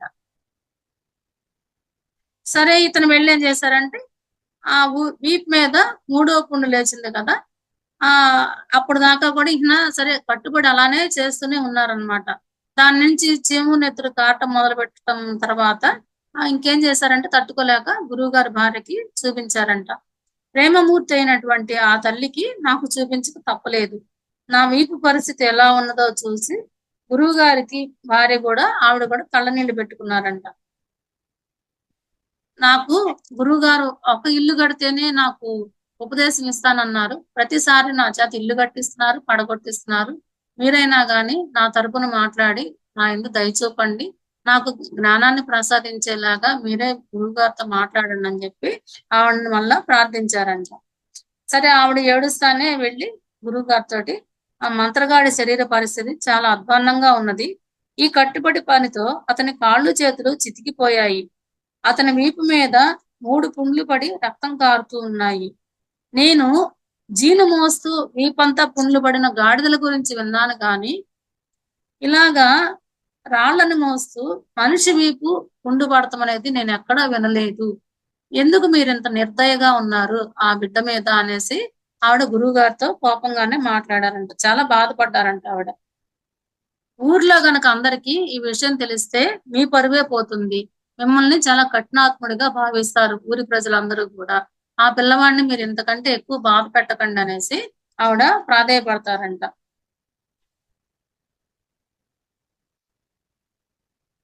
అప్పుడు గురువుగారు ఏమన్నారంటే, "ఆహ్, నేను ఆహ్, తప్పకుండా ఇస్తాను. ఆ 2 ఇళ్ళు గనుక పూర్తి చేసి ఇస్తానని చెప్పాను గదా! మరి పూర్తి చేశాడా ఏంటి? మరి ఏం పూర్తి చేయకుండా నేను ఏ విధంగా ఉపదేశం ఇస్తాను" అని జెప్పి మళ్ళా అదే మాట మీదే ఉంటారంట గురువుగారు. ఇతన్ని చూడబోతుంటే ఎలా ఉందంటే, పని తక్కువను మాటలెక్కువ. ఇతని వల్ల నాకింతవరకు ఒక్క పని గూడా జరగలేదు. కానీ పుండు పడిందని, అదని, ఇదని ఊరికే మాటలు మొదలుపెడుతున్నాడనేసి గురువుగారు ఆవిడనే అరిచారంట. ఇంక సరే ఇంక చేసేదేం లేక ఆవిడ గూడా కామ్‌గా ఉండి, ఆ ఇల్లు పూర్తయ్యాకే ఉపదేశం ఇస్తారని జెప్పి చెప్తున్నారు గురువుగారనేసి చెప్తదంట వచ్చి. అయితే మరి అతని వీపు నిజంగానే పుండు పడిందా అనేసి అడుగుతారంట అతని భార్యని. మీరు నిర్దయులు కాకపోతే ఈ పాటికే ఈ సంగతి కనుక్కొని ఉండేవాళ్ళు. అతని వీపు మీద కురుపులుండటం కాదు. అతని వీపే ఒక పెద్ద పుండుగా అయింది. మీరు ఈ మాత్రం గమనించలేకపోయారా? అన్ని రాళ్ళని ఒక వ్యక్తి ఇన్ని రోజుల పాటు కొండ మోస్తూ ఉంటే ఎవరికైనా గాని పుండు పడకుండా ఉంటదా? మీరెందుకని ఏం తెలియనట్లుగా మాట్లాడుతున్నారనేసి ఆమె భర్తని అడిగిందంట. సరే గురువుగారు మళ్ళీ ఆమెను పిలిచి, సరే ఆ కుర్రవాడిని ఇక్కడికి రమ్మని చెప్పు అని అన్నారంట. సరే ఈ మిలారెప్ప గారు అనుకున్నారు. ఈ పుండు చూసైనా గాని ఇప్పుడు నాకు ఉపదేశం ఇస్తారేమోననేసి అతను ఆశగా లోపలికి వెళ్లారంట. వెళ్ళిన తర్వాత "ఏది నీ వీపు చూపించు నాకు" అని జెప్పి అడిగారంట. నేను ఆ పని చేయగానే ఆ పుండని పరీక్షగా చూసి ఈ గురువుగారన్నారంట మార్పా గారు, "ఆ! నా గురువుగారు నరోపా గారు చేసిన దాని ముందు ఇది ఎంత? ఇది గూడా ఒక పుండేనా? నా గురువుగారు ఎన్ని కష్టాలు పడ్డారో నీకేం తెలుసు? అతను తన శరీరాన్ని ఏ రోజు గూడా పట్టించుకోలేదు. ఆయన అడుగుజాడల్లో నడవటానికి నేను కూడా చాలా ఎక్కువ కష్టాలే పడ్డాను. నా ఆస్తిని, శరీరాన్ని కూడా అందుకు పణంగా పెట్టాను. నువ్వే కనుక నిజమైన సత్యాన్వేషివే అయితే కనుక చేసిన పనికి గొప్పలు చెప్పుకోవటం మాని బాధ అనుభవిస్తూనే ఓర్పుతో నిర్మాణం పూర్తి చెయ్యి అన్నారంట. నువ్వు గనక నిజంగా ఆత్మజ్ఞానం కోసమే గనక వస్తే నా దగ్గరికి, ఇవన్నీ నువ్వు నాకు చెప్పేవాడివే కాదు, గురువాజ్ఞని పాటించేవాడివి. ఊరికే నాకు పుండు పడిందని చెప్పి నా దాకా నువ్వు వచ్చావంటే నీకు నిజమైన జ్ఞానం నేర్చుకోవాలనే ఉద్దేశం నీలో లేదు. ఒకవేళ అది ఉన్నట్లయితే ఇవాళ నువ్వు నా దగ్గరికి ఈ విధంగా వచ్చేవాడివే కాదు అని చెప్పి అన్నారంట. ఇంకా మీరే ఊహించుకోండి, మా గురువు గారు చెప్పిన మాటలకి నేను ఏ విధంగా ఎంత బాధపడి ఉంటాను అనేసి చెప్తున్నారు మిలారెప్ప గారు. తర్వాత ఆయన ఏం చేశారంటే, ఆయన ఉత్తరీయాన్ని అంటే పైన కండువా ఉంటది కదా, పంచె మీద వేసుకునేది, అది తీసి మడతలుగా మడతలుగా వేసి దీన్ని వీపు మీద ఎలా పెట్టుకోవాలో అనేది చూపించారంట. ఈ విధంగా పెట్టుకొని రేపటి నుంచి నువ్వు పని మొదలు పెట్టు అని చెప్పి అన్నారంట. ఇది మిలారెప్ప గారు ఇంకా బాధపడతా, వీపంతా ఒకే పెద్ద పుండైంది కదా, ఈ కట్టు వలన ఇంకా నాకేంటి ఉపయోగము అని చెప్పి అడిగారంట గురువు గారిని ధైర్యం తెచ్చుకొని. ఇంత పుండైనా గాని మీరేం చెప్పకుండా, పని మానేయమని చెప్పకుండా మరలా ఈ ఈ ఈ క్లాత్ దాని మీద పెట్టుకోమంటున్నారు, ఏంటి దాని వలన ఉపయోగం అని చెప్పి అడిగారంట. అప్పుడు గురువు గారు అన్నారంట, నీకెటు పుండు పడింది, ఆ పుండు మీద నువ్వు రాయి పెట్టుకొని మోస్తూ ఉంటే ఆ మట్టి పుండులోకెళ్ళి ఆ పుండు ఇంకా పెద్దదైంది. కేవలం ఆ పుండు పెద్దది కాకుండా ఉండటానికి మాత్రమే నేను నిన్ను ఈ ఉత్తరీయాన్ని నీ వీపు మీద పెట్టుకోమంటున్నాను. అంతేగాని నేను నిన్ను పని మానేయమని చెప్పి చెప్పలేదు అని చెప్పి చెప్తాడంట. ఇంకా అప్పుడు ఆ క్లాత్ మీద నువ్వు రాయి పెట్టుకుంటే గనక నీకు నొప్పి కూడా కొంత తగ్గుతుంది. అందుకని చెప్పి నేను నిన్ను ఆ క్లాత్ పెట్టుకోమని చెప్పి చెప్పానని అంటారంట. సరే ఇక మిలారెప్ప గారికి అర్థమైపోతుంది, గురువు గారికి ఏ మాత్రం జాలి దయ లేదు నా మీద, నన్నెప్పుడు ఈ విధంగా కష్టపెడుతూనే ఉన్నారనేసి ఇంకే చేసేదేం లేక ఆ బండరాళ్ళని వీపు మీద మొయ్యలేక గుండెలు కానిచ్చుకొని పెట్టుకొని కొండెక్కటం మొదలుపెట్టి మిగిలిన ఇల్లు నిర్మాణం పూర్తి చేయడం మొదలుపెట్టారంట. కానీ గురువు గారు ఏంటంటే ఇతను చేస్తున్న పనిని రహస్యంగా గమనిస్తూనే ఉన్నారంట. ఎప్పటికప్పుడు గమనించి ఈ మిలారెప్ప గారికి ఆయన పట్ల, తన గురువు గారి పట్ల ఎంత విశ్వాసం ఉన్నది, అదొకటి, ఎంత నిష్కపటమైనటువంటి ప్రేమ ఉన్నది, ఎంతగా ఆత్మజ్ఞానం కోసం తప్పించిపోతున్నారు ఈయన, అవన్నీ కూడా ఎప్పటికప్పుడు గమనిస్తూనే ఉన్నారనమాట గురువు గారు. మేడం ఒక్క నిమిషం మేడం.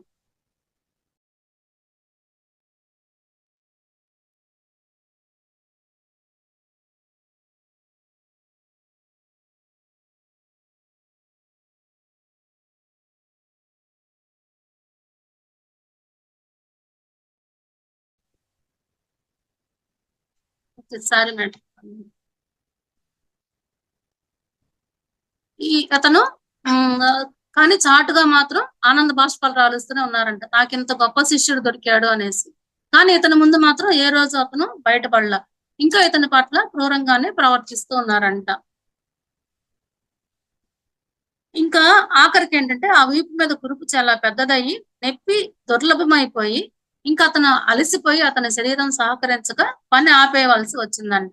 ఇంకా మరొకసారి నేను గురువు గారి భార్యని తన భర్తతో చెప్పి ఉపదేశం ఇప్పించమని, లేదా ఉపదేశం ఇవ్వని పక్షంలో కనీసం కొంతకాలమైనా నాకు విశ్రాంతినైనా ప్రసాదించమని ప్రార్థించారంట. గురువు గారి భార్యని ఇతను అడిగాడంట, నాకు ఉపదేశమైనా ఇప్పించండి, లేదంటే కొంచెం ఈ పుళ్ళు తగ్గిందాకా గురువు గారితో చెప్పి నాకు విశ్రాంతినైనా ఇప్పించండి అని చెప్పి. సరే ఇంకా ఆవిడ వెళ్ళి భర్తని అడిగితే, సరే గురువు గారు ఇలా అన్నారంట, ఉపదేశం అయితే కనుక ఇల్లు పూర్తయ్యే వరకు నేను ఇవ్వను, కావాలంటే అతను విశ్రాంతి తీసుకోవచ్చు, అయినా దానివల్ల అతనికి ప్రయోజనం ఏమీ ఉండదు, ఏది ఏమైనా అతను ఏమి చేయగలిగితే అదే చేయమని అని చెప్పి చెప్పారంట. అంటే ఇంకా నువ్వు విశ్రాంతి తీసుకోవటం మొదలు పెడితే నీ పనే ఇంకా లేట్ అయిపోతుంది, నీకు ఉపదేశమే ఇంకా లేటుగా వస్తుంది, అంతకుమించి ఏం ఉపయోగం లేదు, నువ్వైతే పని పూర్తి చేయకుండా నేను నీకు ఉపదేశం అయితే ఇవ్వను అని చెప్పి చెప్పేశారంట.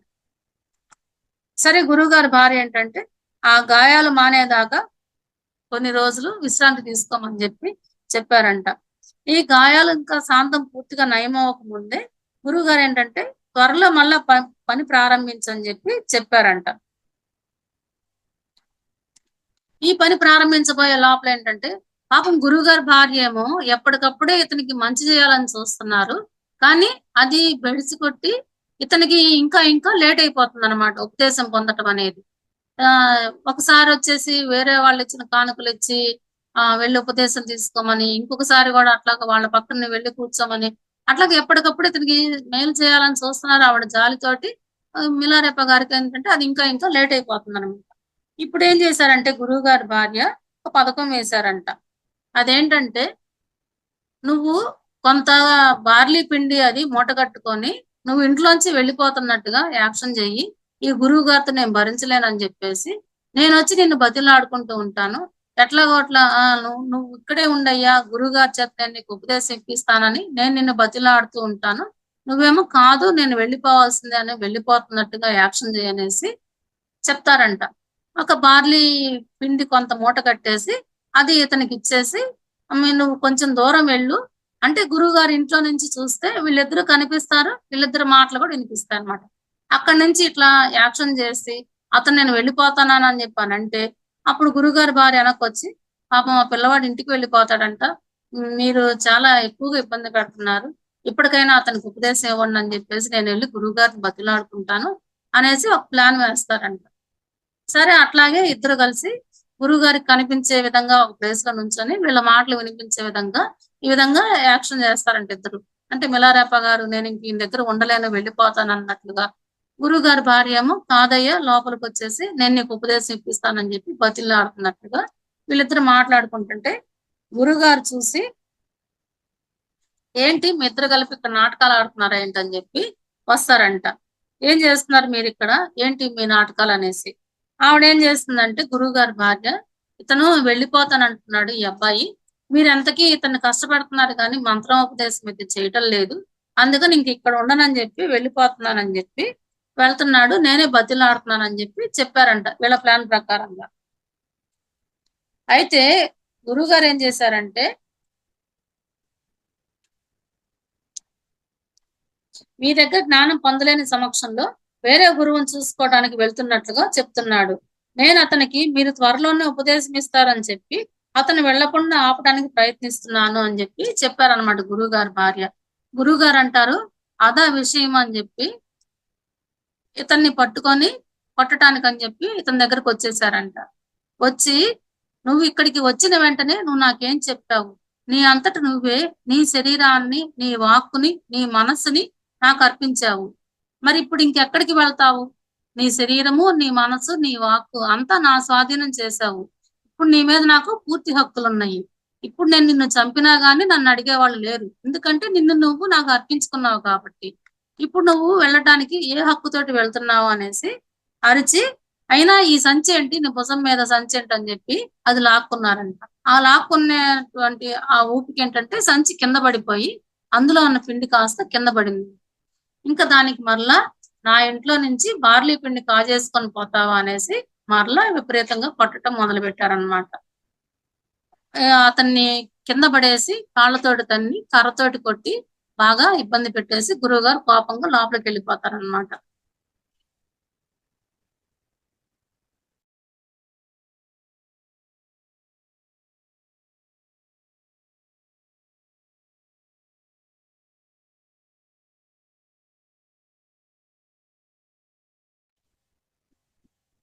ఇంక అతను ఏంటంటే అతని దుఃఖానికి అవధులు లేకుండా పోయానన్నమాట.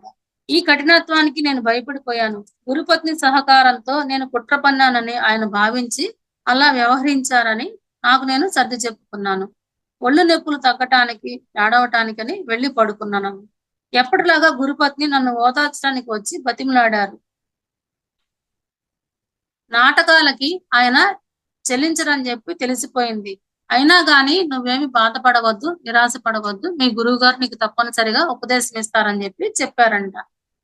ఈ లోపల నేను నీకు ఏదో నాకు కూడా కొంత జ్ఞానం తెలుసు, కొంత జ్ఞానాన్ని నేను నీకు బోధిస్తానని చెప్పేసి ఆమెకు తెలిసినటువంటి ఒక ధ్యాన పద్ధతిని మిలారెప్ప గారికి నేర్పించారంట. సరే అతనికి ఉన్నటువంటి జ్ఞాన తృష్ణకి కొంత స్వాంతన లభించిందంట. ఏదో నేను నేర్చుకుందాని వచ్చాను, ఇన్ని నెలలైనయి, నాకు కనీసం కొంచెం కూడా ఏమి నేర్పించలేదు నా గురువు గారు అన్న బాధలో నుంచి గురుపత్ని చెప్పినటువంటి ధ్యాన పద్ధతితో సాధన చేస్తూ కొంత ఉపశమనం పొందారంట మిలారెప్ప గారు. సరే ఆవిడ నాకు ధ్యాన పద్ధతి నేర్పించారు. దీని ద్వారా నాకు కొంత మనశ్శాంతి కలిగిందనేసి గురుపత్ని మీద కృతజ్ఞతా భావంతోటి అతనికి ఈ పనులన్నీ చేయడం అలవాటైపోయినాయి గదా! ఇల్లు కట్టటము, ఇంట్లోకి కావాల్సిన సామాన్లు తయారు చేయటం అవన్నీ కూడా గురువుగారి భార్య రోజు పాలు పిండుకునేటప్పుడు కూర్చోవడానికని జెప్పి ఒక చిన్న పీటని, అలాగే బార్లీ వేయించుకోవటానికి ఒక రాతితోటి ఒక బాండీని చెక్కారంట. బాండీలాగా రాతిని. ఈ 2 వస్తువులు ఆవిడకి తయారు చేసి పెట్టి ఇచ్చారంట. ఎందుకంటే ఆవిడకి విద్య నేర్పించినందుకు, ధ్యాన పద్ధతి నేర్పించినందుకు కృతజ్ఞతగాను గురుదక్షిణ కింద గురుపత్నికి అవి 2 ఇచ్చారంట.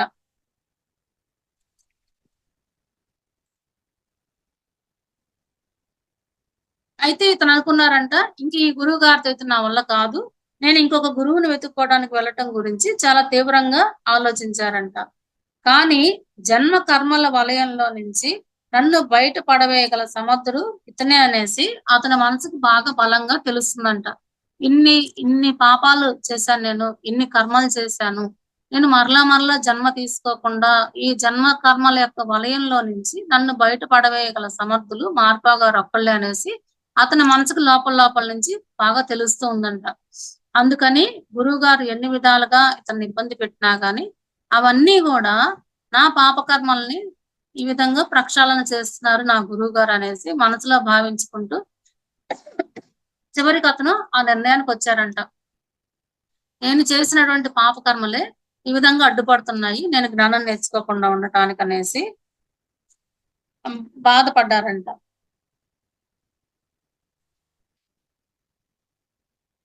అటువంటి జ్ఞానము గనక నేను పొందకపోయినట్లయితే, నా చావు తర్వాత నేను చేసిన పాపాలు నన్ను ఘోరమైన పరిస్థితుల్లో పడవేస్తాయి అని జెప్పి మనసులో అనుకున్నారంట. అంటే ఈ గురువుగారి దగ్గర నుంచి నేను గనక బయటికి వెళ్ళిపోతే, నాకు మళ్ళా ఇంతగా ఆత్మజ్ఞానాన్ని నేర్పించేవాళ్ళు ఎవరు లేరు. నా యొక్క చెడు కర్మల్ని ఈ విధంగా ప్రక్షాళన చేసేవాళ్ళు కూడా ఎవరు లేరు. నా కర్మల్ని నేను తొలగించుకోకుండా, నేను గనక ఇప్పుడు మరణించినా, ఆత్మహత్య చేసుకున్నా, లేదా ఇంకొక అసమర్థుడైనటువంటి గురువుగారి దగ్గరికి వెళ్ళినా గాని, నేను గనక ఇదే కర్మల్ని పోగేసుకొని నేను మరణిస్తే, నా తర్వాతి జన్మల్లో నాకొచ్చేటువంటి కష్టాల్ని తప్పించగలిగే సమర్థులు ఇంకెవరు లేరు అనేసి అతను దృఢంగా నిశ్చయించుకున్నారంట. అందుకని మరలా గురువుగారు ఎంత కర్రతో కొట్టినా, పాదాలతో తన్నినా, జుట్టు పట్టుకొని ఈడ్చుకెళ్ళి రోడ్డు మీద పడేసినా, తల గోడకేసి కొట్టటము, అలా రకరకాలుగా బలమైన వస్తువులతో తల మీద బాదటము, ఇట్లా రకరకాలుగా ఇతన్ని హింసించేవాళ్ళంట గురువుగారు. అతను చెప్పిన దానికి, అతని మాటకి ఎదురు చెప్తే. అయినా గాని అన్నిటికీ ఓర్చుకొని ఇతనే నా నిజమైన గురువు. ఇతన్ని అంటిపెట్టుకొని ఉంటేనే నేను నా కర్మలన్నిటిని తొలగించుకొని నా ఆత్మ జ్ఞానాన్ని పొందడానికి కావాల్సినటువంటి విద్యనంతా ఈ గురువు గారి దగ్గరే ఉన్నదని చెప్పేసి ఎలా అయినా గాని ఇతని దగ్గరే నేను ఉండి ఈ జన్మలోనే నేను ముక్తిని పొందాలనేసి దృఢంగా నిశ్చయించుకున్నారంట. ఇంకా నేను ఎక్కడికి వెళ్ళకూడదు అనేసి. ఇంకా సరే అలాంటి అంత బలంగా అతను నిశ్చయించుకున్న తర్వాత ఏం చేశారంటే, మట్టిని, రాళ్ళని బండితో కొండ మీదకి మోసుకెళ్ళడం అలవాటు చేసుకున్నాడంట. అప్పటి వరకు ఇతను వీపు మీద కొన్నాళ్ళు మోసుకెళ్లారు. వీపంతా పుండు పడిన తర్వాత గుండెలు కానించుకొని ఆ రాళ్ళని కొండ మీదకి మోసుకువెళ్లారు. ఇంకిప్పుడేంటంటే ఒక బండి ఒకటి తయారు చేసుకొని ఈ మట్టి రాళ్ళు బండి మీద చేరవేసుకుంటూ మరల నిర్మాణం మొదలుపెట్టారంట. అప్పుడు మరలా గురువు గారు ఇంకొక ఉపదేశ క్రతువుని ప్రారంభించారంట. ఆ ఉపదేశ క్రతువులేంటంటే గోగ్డన్ అనేటువంటి ఇంకొక శిష్యుడంట మార్ఫా గారికి. పూర్వ విద్యార్థి. అయితే అతను కూడా ఏంటంటే దాదాపుగా మార్ఫా గారికి ఎన్ని విద్యలైతే వచ్చో గోగ్డన్ గారికి కూడా అన్ని విద్యలు నేర్పించారంట మార్ఫా గారు. మార్ఫా గారంతా గొప్ప వ్యక్తి అంట గోగ్డన్ కూడా. అతని దగ్గర కూడా చాలా మంది శిష్యులు ఉంటారంట. అయితే ఏంటంటే అతను ఇంకా కొంత విద్య నేర్చుకోవాలనేసి మళ్ళా మార్ఫా గారి దగ్గరికి వచ్చారనమాట. వెలకట్టలేనటువంటి కానుకలని ఒక పెద్ద పరివారంతోటి గోగ్డన్ గారు మార్ఫా గారి దగ్గరికి వచ్చారనమాట. ఈసారి కూడా ఏంటంటే గురుపత్ని ఏం చేశారంటే, గోగ్డన్ అనే అతను చాలా గొప్ప శిష్యుడు మార్ఫా గారికి. నువ్వు కూడా వెళ్ళి అతని పక్కన కూర్చో అని చెప్పేసి మార్ఫా గారు కనుక గురుదక్షిణ కోరితే ఇవ్వమని చెప్పి ఒక వైడూర్యాన్ని తీసుకొచ్చి మిలారెప్పా గారికి ఇస్తారంట. మార్ఫా గారు కనుక గురుదక్షిణ ఏదని అడిగితే ఈ వైడూర్యాన్ని ఇవ్వు అనేసి. అనుకున్నట్లుగానే మార్ఫా గారు గురుదక్షిణ ఏది అని అడిగారు. అప్పుడు నేను ఆ వైడూర్యాన్ని ఆయనకి సమర్పించుకున్నాను. అప్పుడు గురువుగారు, మంత్రగాడా, ఇదెక్కడి నుంచి వచ్చింది నీకు అని అడిగారంట. అప్పుడు మిలారెప్ప గారు చెప్పారు, పవిత్రురాలైనటువంటి మీ భార్య ఇచ్చారు నాకు, గురుపత్నే ఇచ్చారని చెప్పి స్వామి అని చెప్పి చెప్పారంట. గురువుగారి భార్య పేరేంటంటే దామేమ. అతనేం చేశారంటే శిష్యుల్ని పంపించి దామేమ అని పిలుచుకురాండి అని చెప్పి పంపించారంట. రాంగ్లోనే దామేమ, మనకి ఈ వైడూర్యం ఎక్కడి నుంచి వచ్చింది అని అడిగారంట. అంటే మనము అనే మాట ఒత్తి పలికారు. అది నీది అనే ఆవిడది అని అతనికి తెలిసినా గాని ఇంకా అప్పటికే ఈవిడికి అర్థమైపోయింది. గురువు గారు మళ్ళా కోపం వచ్చింది, నన్ను కూడా ఈసారి శిక్షిస్తారనేసి భయపడిందంట. ఇది మనది కాదు, ఈ వస్తువు నాది. మన పెళ్లికి ముందే నా పుట్టింటి వారు ఈ వైడూర్యాన్ని నాకు ఇచ్చారు. కాబట్టి నాకు దీని మీద పూర్తి హక్కులున్నాయి. ఈ వైడూర్యంతో మీకేమీ సంబంధం లేదు. ఇది నా వస్తువు కాబట్టి నేను నా బిడ్డ అయినటువంటి మిలారెపాకి నేను కానుకగా ఇచ్చాను. అతను దాన్ని మీకు గురుదక్షిణగా ఇచ్చారు. కాబట్టి దీన్ని మీరు స్వీకరించండి. దీంతోటి మీకు సంబంధం లేదు అని చెప్పి గురువు గారితో కూడా ఆవిడ కొంచెం గట్టిగానే మాట్లాడతారు. ఆవిడేంటంటే పాపం చూడలేకపోతున్నారు మిలారెపా గారి బాధ. ఇంతగా కష్టపడుతున్నారు నా భర్త ఈ బిడ్డననేసి అని చెప్పేసరికి అతనికి దయచేసి ఉపదేశం ఇవ్వండి, ఆ వైడూర్యాన్ని గురుదక్షిణగా తీసుకోనని చెప్పి ప్రార్థించిందంట. ప్రార్థించి గోప్డన్ గారు చాలా మంది శిష్యుల పరివారంతో వచ్చారు కదా, ఆ గోప్డన్ ని మిగిలిన శిష్యుల్ని అందరినీ కూడా ఆవిడ ప్రార్థించారంట. మీరు కూడా గురువు గారిని అడగండి, ప్రార్థించండి, మాతో పాటు మిలారెపా గారికి కూడా విద్య నేర్పించమని చెప్పి మీరు కూడా అడగండి అనేసి ఆవిడ అన్నారంట వాళ్ళందరితో. కానీ వాళ్ళందరికీ గురువు గారికి ఎదురు చెప్పే ధైర్యం లేక దయచూపండి ఇతని మీద అని మాత్రం అనగలిగారంట. సరే, వాళ్ళందరూ ఆ విధంగా అడిగిన తర్వాత గురువు గారు ఏం చేశారంటే, దామేమా, నువ్వెంత తెలివి తక్కువ దానివి, ఈ అవివేకం వల్లనే నేను ఈ వైడూర్యాన్ని నష్టపోయాను. నువ్వే నా దానివైనప్పుడు నీ వైడూర్యం మాత్రం నాది కాదా? ఇది ఖచ్చితంగా నాదే కదా, మరి అతనికి నీది ఎలా అయింది ఇది అని చెప్పి, మంత్రగాడ, నీకు చెందిన వస్తువు ఏదైనా ఉంటే తీసుకొచ్చి ఉపదేశం ఇస్తాను. ఈ వైడూర్యము ఈమెను నేను నా భార్యగా చేసుకున్నప్పటి నుంచి ఆవిడకి సంబంధించిన సమస్తము కూడా నావేను. కాబట్టి దీని మీద నాకు హక్కు ఉంది. ఇది నాకు గురుదక్షిణ కింద పనికిరాదని చెప్పి చెప్పేశారంట. మరి నిజంగా నాకు చెందిన వస్తువు అంటే అప్పుడు ఏమీ లేదు.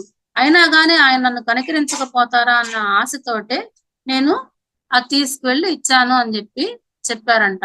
ఇంకా అప్పుడు గురువు గారికి బాగా కోపం వచ్చేసి పరిగెత్తుకుంటూ వచ్చి ఇతన్ని తల మీద బలమైన వస్తువుతో కొట్టి కింద పడేశారంట. కింద పడేసిన తర్వాత మరలా అతన్ని పైకి లేపి మళ్ళా అతన్ని నేల మీదకి ఇసిరి కొట్టారంట. అంత కఠినంగా శిక్షించారనమాట. అప్పటికి ఇతనికి ఒళ్ళంతా కూడా గాయాలైనవి. అసలే ఒళ్ళంతా వీపంతా పుండ్లు పడిపోయింది కదా, అవి ఇంకా ఎక్కువైపోయినాయి అంట. ఇంకా పట్టబోతుంటే గోప్డన్ వచ్చేసి ఆపారంట. ఇంక పట్టొద్దు మీరు అతన్ని అనేసి. ఈ లోపల ఇతని కిటికీలోంచి బయటికి దూకి పారిపోయి వెళ్ళిపోయాడంట. ఇంకా ఈసారి మాత్రం నేను నిజంగానే ఆత్మహత్య చేసుకుందామని నిశ్చయించుకున్నాను అని చెప్పి అన్నారనమాట మిలారెపా గారు. గురుపత్ని గారు వచ్చి, మంత్రగాడ, నీవు మరీ అంత నిరాశ చెందకు, అందరిలోకి నువ్వే నమ్మకమైన ప్రియ శిష్యుడివే అని ఇక్కడికి వచ్చిన వాళ్ళలో గురువు గారు నేను వేరే వాళ్ళతో చెప్తుంటే నేను విన్నాను. కానీ అతను నీ పట్ల ఎందుకు ఇంత కఠినంగా వ్యవహరిస్తున్నారో నాకైతే తెలియదు. కానీ నీ పట్ల గురువు గారికి మంచి మంచి భావనే ఉన్నది, నువ్వు నిరాశ చెందవద్దు అని చెప్పి మళ్ళా చెప్పారంట. ఇంకా అతన్ని సానుభూతిగా ఉండి అతనికి కొంచెం మంచి వాక్కులు చెప్పి ఆ నిరాశ నిస్పృహ పోగొట్టి అతనికి కొంచెం ధైర్యం చెప్పేసి వెళ్ళిపోయారంట గురువు గారి భార్య. మరుసటి రోజు మళ్ళా గురువు గారు ఆ మంత్రగాడిని ఇటు పిలుచుకురండి అని చెప్పి కబురు చేస్తే శిష్యులు వచ్చి తీసుకువెళ్లారంట. అప్పుడు గురువు గారు, నా పట్ల నీకు గల ప్రేమ ద్వేషంగా మారిందా అని చెప్పి అడిగారంట గురువు గారు. లేదండి, నేను చేసిన పాపకర్మలే నాకు ఉపదేశం పొందకుండా అడ్డుపడుతున్నాయి, దాని గురించి నేనెంతో పశ్చాత్తాపడుతున్నానని కన్నీరు గార్చారంట మిలారెపా గారు. కన్నీరు గార్చేసరికి గురువు గారికి మళ్ళా కోపం వచ్చిందంట. ఏంటి, నువ్వు ఏడ్చి నన్ను కించపరుస్తున్నావా? నేను నీకేమి నేర్పించట్లేదని నువ్వు అందరి ముందు ఏడుస్తున్నావా? నన్ను ఎందుకు అవమానిస్తున్నావు అనేసి మళ్ళీ కోపం వచ్చి మళ్ళా కొట్టబోతుంటే ఇతను ఆ గదిలోంచి పారిపోయి వచ్చేసాడంట. ఇంకా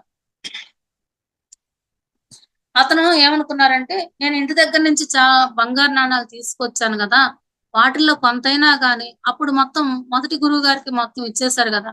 వాటిల్లో కొంతైనా గాని నేను నా దగ్గర దాచిపెట్టుకొని ఉన్నట్లయితే, అవి వాళ్ళ గురుదక్షిణగా ఇచ్చేవాడిని. వీళ్ళందరితో పాటు నేను కూడా విద్య నేర్చుకునేవాడిని కదా! అనేసి ఎంతో మనసులో బాధపడ్డారండి.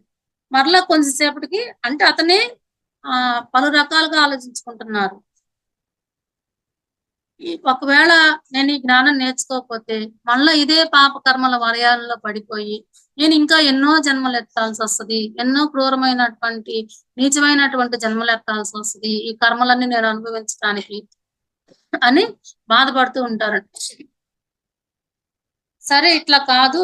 ఏ ఏ విధంగా అయినా గాని నేను బయటికి వెళ్లి కొంత డబ్బు సంపాదించుకొని వచ్చి, అది గురుదక్షిణగా ఇచ్చి అప్పుడన్నా నేను విద్య నేర్చుకోవాలనేసి ఆహ్, అనుకుంటారండి.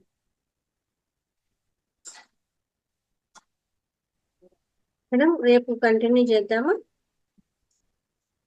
Okay madam.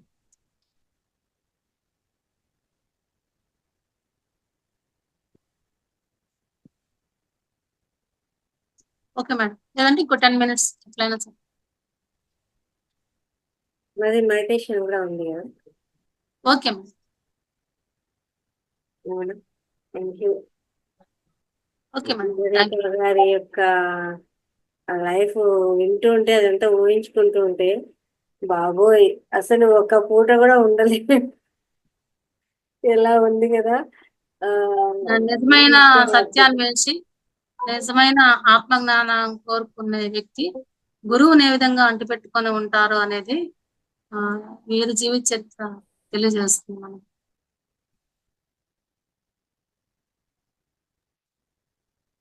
సిస్టర్స్ మీరు కూడా మేడం గారు చెప్పిన విషయం ఎలా ఉంది చూడండి. మిర్రేప గారు ఎంత కఠినంగా గురువు దగ్గర ఎంత కఠినంగా ఉన్నారో ఆ గురువు ఎంత ఇబ్బంది పడుతూ కూడా అక్కడి నుంచి పోదాము అనుకున్నా కానీ మళ్ళా నా తప్పే కదా అనుకుంటున్నారు. వెళ్దాము అని అనిపించినా కూడా అది మళ్ళా నా తప్పే కదా, అందుకోసమే ఆయన చెప్పలేకపోయారు ఇది ఆయన తప్పేం కాదు, నేను చేసిన తప్పుల వల్ల ఇట్లా ఉంది అని అనుకుంటూ ఎంత ఉందంత పుండైపోయినా మళ్ళా కొట్టించుకొని ఇప్పుడు ఎలా ఉన్నారంటే పిల్లలు కానీ ఎవరైనా కానీ ఏదైనా ఒక మాట చెప్పినాము అంటే అదేదో పెద్ద నేరం అయినట్టు పెద్ద తప్పు అయిపోయినట్టు. ఆ ఇప్పుడు ఏదైనా ఒక గురువు చెప్తే కూడా అరిస్తే కూడా పెద్ద తప్పు, మా టీచర్ మమ్మల్ని ఏదో అరిచేసింది నువ్వు వచ్చి మాట్లాడుదురా, ఏదో కంప్లైంట్ చేసేస్తారు అనమాట. ఎంత సెన్సిటివ్ అయిపోయిందంటే ఇప్పుడు పరిస్థితులు. ఆ ఎంత కఠినమైన ప్రాణాపాయమైనా కానీ ఇంకా అన్నిసార్లు ఇల్లు కట్టడము మళ్ళా తీసేయడము, కట్టడము తీసేయడము ఎన్ని జరుగుతున్నాయి అయినా కానీ మళ్ళా ఆ విద్య కోసము ఆయన అంతే కఠినంగా, ఆయన కూడా అంతే ఓర్పుగా ఉన్నారు చూడండి. ఇంత అద్భుతంగా ఉంది కదా అసలు. వింటుంటేనే కళ్ళు చెమర్చిపోతున్నాయి, అంత ఇదిగా ఉంది. మీరు ఎవరైనా మాట్లాడతారా అండి దీని గురించి ఏమైనా? మేడం గారు చెప్పిన విషయం మురళీప్ప గారు వాళ్ళ గురించి. ఓకే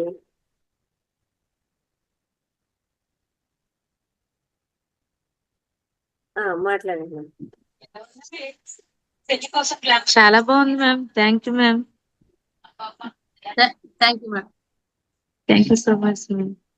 గురు భక్తి అదేనా బాగుంది మ్యామ్. రేపు కూడా చెప్తారు కదా, రేపు కంటిన్యూషన్ ఉంటది కదా మేడం? ఉంటుందండి రేపు కంటిన్యూషన్. అంటే మీరేంటంటే ఇదే జన్మలోనే ఒక క్షుద్ర పూజలు చేసి ఈ జన్మలోనే అన్ని పాపాలు చేసి మళ్ళీ ఆ జన్మలోనే ముక్తిని పొందిన వాళ్ళల్లో ఇతను నల్లరెప్ప గారు ఒక టిబెట్ యోగి. ఇతను వీరొక్కళ్ళే ఉన్నారు అలాగా ఒకే జన్మలోనే అన్ని దశలను దాటుకొని వచ్చి అంటూ ఉంటారు కదా, మనకైతాయా, మనతో అవుతుందా, మనం సాధించగలుగుతామా, మనకెక్కడ అవుతుంది అని. ఎంత సాధన చేయాలో ఎన్ని జన్మలు పడతాయో అంటూ ఉంటారు. కానీ ఒక జన్మలోనే ఎన్లైట్మెంట్ పొందడము అనేది ఈయన ద్వారా తెలుసుకుంటాం అన్నమాట. మనము రామాయణంలో వాల్మీకి మహర్షి గురించి వింటాము. మరలా ఇప్పుడు మిలారేప గారి గురించి వింటాము. ఒకే ఒక్క జన్మలోనే ఎన్లైట్మెంట్ అనేది ఆ అతి హీనమైన జీవితం గడిపి అక్కడి నుంచి అతి ఉన్నతమైనటువంటి జీవితంలోకి ఒక్క జన్మలోనే మారటం అనేది రామాయణంలో వాల్మీకి గారిని చూస్తాము. మరలా ఇక్కడ మిలారేప గారిని చూస్తాం అన్నమాట. ఈ మధ్యలో ఇంకా మరలా ఎవరు మనకి ఇలా తారసపడిన వాళ్ళు ఎవరు లేరు. అంటే కొన్ని జన్మలు పడుతుంది వాళ్ళకి ఆ దశలన్నీ దాటుకుంటూ రావటానికి. అది ఇట్లా. సుభాషిణి గారు. నమస్తే మేడం. నమస్తే లలిత మేడం. నమస్తే చాలా మేడం. చక్కగా చెప్పారు మేడం. అసలు వింటుంటే అసలు ఎక్కడికో వెళ్ళిపోతుంది ఊహ. చాలా చక్కగా చెప్పారు మేడం. ఇది పిల్లల దాకా వెళ్ళాలి మేడం. మెయిన్ పిల్లలు ఇప్పుడు స్టూడెంట్స్ వచ్చేసి పేరెంట్స్ కే కంప్లైంట్ చెప్పమని చెప్పి మరి ఘోరంగా పేరెంట్స్ కూడా అలాగే ఉన్నారు మేడం. ఇప్పుడు పేరెంట్స్ అవునండి. వెళ్ళాలి, మా పిల్లలకి పిల్లల్ని కూడా అరవద్దు, వెళ్ళాలి మేడం. ఇది మా పిల్లల్ని అరవద్దు, మా పిల్లల్ని కొట్టద్దు అని ఫస్ట్ పేరెంట్స్ పేరెంట్స్ అలా వచ్చి చెప్తున్నారు మేడం.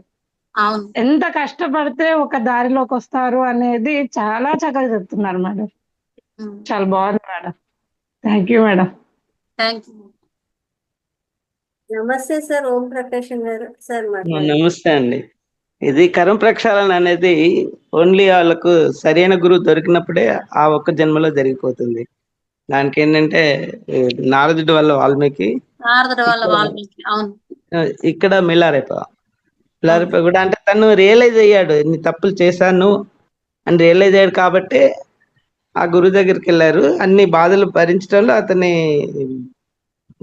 నా ప్రీవియస్ కర్మల వల్ల ఇలా అన్ని ప్రక్షాళన జరుగుతుందని రియలైజ్ అయ్యాడు అతను. దానివల్లనే అలా చేశాడు. ఆ పాపకర్మల వలన కొంతకాలానికి పశ్చాత్తాపం పొందినా గాని ప్రాయశ్చిత్తం చేసుకోకపోతే గనక ఆ పశ్చాత్తాపం వలన కర్మలు అయితే పోవు. అనుభవించాల్సిందే అనేది ఈ అధ్యాయం, ఈ చాప్టర్ మొత్తం ప్రాయశ్చిత్తం అనే టాపిక్ మీదే ఉంటది. ఈ చాప్టర్ సఫర్ అయింది ఇప్పటికి. ఇలా ఇంకా కష్టాలు పడుతూనే ఉంటారు. అది ప్రక్షాళన జరిగేంత వరకు తప్పదు, ఇంకా అది చేయాల్సింది వాళ్ళు. అంతే, కర్మ ప్రక్షాళన జరిగిన తర్వాతనే అతనికి ఉపదేశం లభిస్తుంది. అది ఎప్పుడైతే మైనస్ నుంచి 0 స్టేజ్కి వస్తుందో, 0 స్టేజ్ వచ్చిన తర్వాత అప్పుడు ముక్తి మార్గం అనేది వస్తుంది, మోక్షం అనేది. అవునండి. అది ఎవరైనా అనుభవించాల్సిందే. కాకపోతే అది ఆ రియలైజేషన్ రానప్పుడు, సరైన గురువు దొరకనప్పుడు ఇంకా పునరుద్ధి జన్మం, పునరుద్ధి మరణం అనేది జరుగుతూనే ఉంటుంది. అదే మీరు అనుకున్నది కూడా అదే. ఈ జన్మ పరంపరలోకి నేను చిక్కుకుపోకుండా ఉండాలి అంటే ఎన్ని కష్టాలు పడైనా ఈ గురువు గారిని నేను అంటిపెట్టుకొని ఉండాలి. లేదంటే నేను చేసిన పాపకర్మల ఫలితము ఆ తర్వాత జన్మల మీద ఎంత క్రూరంగా ఉంటుందో నాకే అర్థమైపోతుందని అతను ఎప్పుడు బాధపడుతూ ఉంటాడు. కాబట్టి ఎంత కష్టపడైనా ఇవన్నీ నేను ప్రక్షాళన చేసుకోవాలని ఆ గురువు గారిని అంటిపెట్టుకొని ఉంటాను. ఆ వడగల వాళ్ళు అవన్నీ సృష్టించినప్పుడు కూడా తనకి ఇష్టం లేకుండా ఇంకా వాళ్ళ పిండి ప్రోద్బలంతో ఇంకా చేస్తాడు తప్ప ఇష్టం లేదు. మొదటిసారి అంతమంది చనిపోయినప్పుడే అతనికి రియలైజ్ అవుతారు. ఇంకేంటంటే కంపల్షన్స్, అవి కంపల్షన్స్ వల్ల వచ్చేసి ఆ లైన్ లో ఉన్నాడు కాబట్టి రియలైజేషన్ వచ్చింది. అవునండి.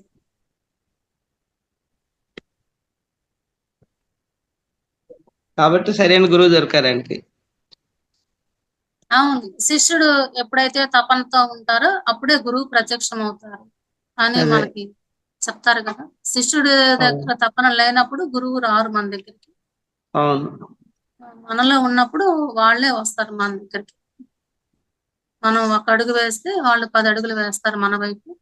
ఆ తపన మొట్టమొదట మనలోనే రావాలి. అప్పుడు ఆటోమేటిక్ గా గురువు ప్రత్యక్షం అవుతారు. మీకు స్పిరిచువల్ సైంటిస్ట్ నాగేశ్వరరావు గారు తెలుసా? లేదు సార్, పేరు విన్నాను అంతే. ఆయన పునర్జన్మలో మిలారేప గారు అంట. అవును, మరి మిలారేప గారు ముక్తి పొందారు అని అంటారు కదా. ఈయన చెప్పటం ఏంటంటే, థర్డ్ ఐ ఓపెన్ చూసుకున్నప్పుడు మిలారేప కూడా ఒక జన్మంట. మళ్ళీ వచ్చారేమో, అదే చెకించి అసైన్మెంట్ తీసుకొని వస్తారు కదా, అదేలే ఆయన చెప్పారు ఒకసారి. అదే వెళ్ళండి. వాళ్ళు ఎన్లైట్మెంట్ అయిన వాళ్ళు రావాలనుకుంటే వస్తారు గానీ, వాళ్ళు కర్మచక్రంలో బంధింపబడి రావాల్సిన అవసరం అయితే వాళ్ళకుండదు. ఒక శ్రీకృష్ణుడు లాగానో, ఒక రాముడు లాగానో వాళ్ళ అవసరం ఎక్కడుందనుకుంటే వాళ్ళు అక్కడికి వస్తారనమాట మరలా.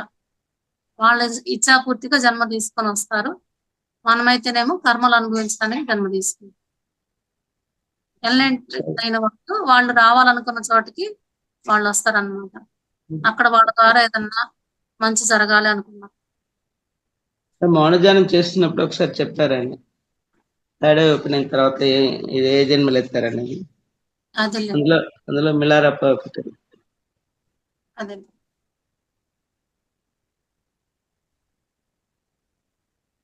పేరు వింటమే గాని ఇప్పుడు చూడలేదు. మన ఎవ్రీ ఫస్ట్ వీక్ లో మనం కడతాల్లో మౌనధ్యానం కండక్ట్ చేస్తారు. కడతాల్లోనా లేకపోతే కడతాల్లో చేస్తారు. 5 to 6 days ఫస్ట్ నుంచి స్టార్ట్ అవుతుంది. ఇక్కడే హైదరాబాద్ లోనే ఉంటారు. అదేలేండి. అయితే ఒకసారి తిరుపతి దగ్గర ఏదో ఉంటది చూడండి, కడతాల్లో. అది జైతోను అక్కడ జరిగినట్లుంది సార్. కలికి మౌనధ్యానం ఆయన శిష్యుడు ఇప్పుడు జరుగుతున్నది, కానీ 23 నుంచి 29 వరకు జరుగుతుంది. సుబ్బారావు అని ఆయన నాగేశ్వరరావు గారి శిష్యుడు. ఆయన ఈ నెల 23 నుంచి 29. నేను మొన్న 16వ తారీఖు అక్కడే ఉన్నాను, నేను జైతోనంలో. జైతోనం చూసి వచ్చాను. అక్కడ 1 day ఉండొచ్చాను. ముక్తిని పొందిన వాళ్ళు కూడా మళ్ళా జన్మ తీసుకోవాలి అనుకుంటే ఆ అవసరం ఉన్నా మళ్ళా తిరిగి జన్మ తీసుకుంటారు అనేది ఉంటుంటారు. అయితే కర్మరహిత జన్మ ఉంటుంది. పత్రిజీ గారు అంతే కదా. అది నేను కూడా నిన్న ఒక షాక్ అనమాట. నిన్న ఒక క్లాస్ అటెండ్ అయినప్పుడు అక్కడ చెప్పడం జరిగింది. జ్ఞాన జగత్ మనకు పత్రిక ఉంది. ఆ పత్రిక యొక్క కేశవరాజు సార్ గారు, ఆ సార్ గారు కూడా ముందు జన్మలో తాళ్ళపాక అన్నమాచార్యుల వారు. ఆయన జన్మ పరంపర చూసుకున్నప్పుడు తనకు వచ్చిండేది ఏమి అంటే తాళ్ళపాక వారు. మేము షాక్ అయ్యనమాట. ఇట్లానే అదే ఆయన మోక్షము పొందినారు కదా తాళ్ళపాక అన్నమాచార్యుల వారు అనేసి అంటే మళ్ళా ఇదే చెప్పడం జరిగింది అనమాట. తిరిగి వాళ్ళు రావాలా అనుకుంటే మళ్ళా తీసుకుంటారు అనేసి కేశవరాజ్ సార్ గారు యొక్క ముందు జన్మ ఏంటి అంటే ఇది అని చెప్పడం జరిగింది అనమాట. వాళ్ళ ఈ జన్మ లేదంటే వాళ్ళ కోసం కాకుండా లోక కళ్యాణార్థం తీసుకుంటారు. జ్ఞాన జగత్తు అంటేనే ఇంకా అదే అయిపోయింది కదా పూర్తిగా. పత్రిజీ గారు అందుకే కదా మళ్ళీ అంటే అప్పుడు అడిగారంట, అడిగితే నేను వెళ్ళొస్తా అని చెప్పి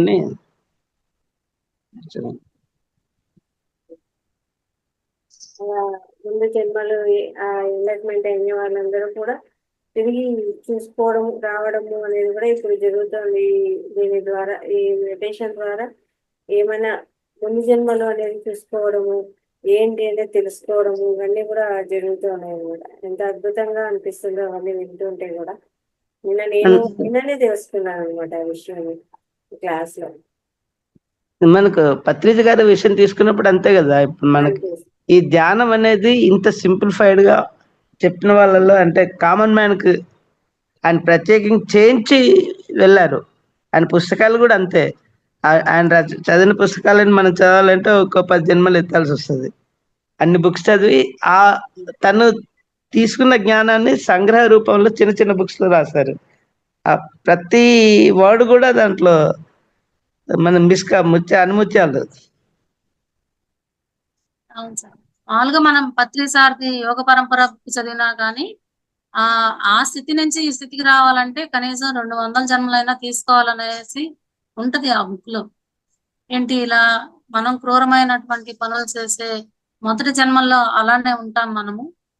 ఆ జన్మ నుంచి ఎన్లైట్మెంట్ అయ్యే వరకు కనీసం 200 నుంచి 300 జన్మలు తీసుకోవాలని ఆ యోగ పరంపరలో ఉంటది. కానీ ఇక్కడ ఏంటంటే వీళ్ళు ఒక జన్మలోనే ఈ దశలన్నీ దాటుకుంటూ వస్తారు అన్నమాట. వాల్మీకి గారును మిలారెప్ప గారు.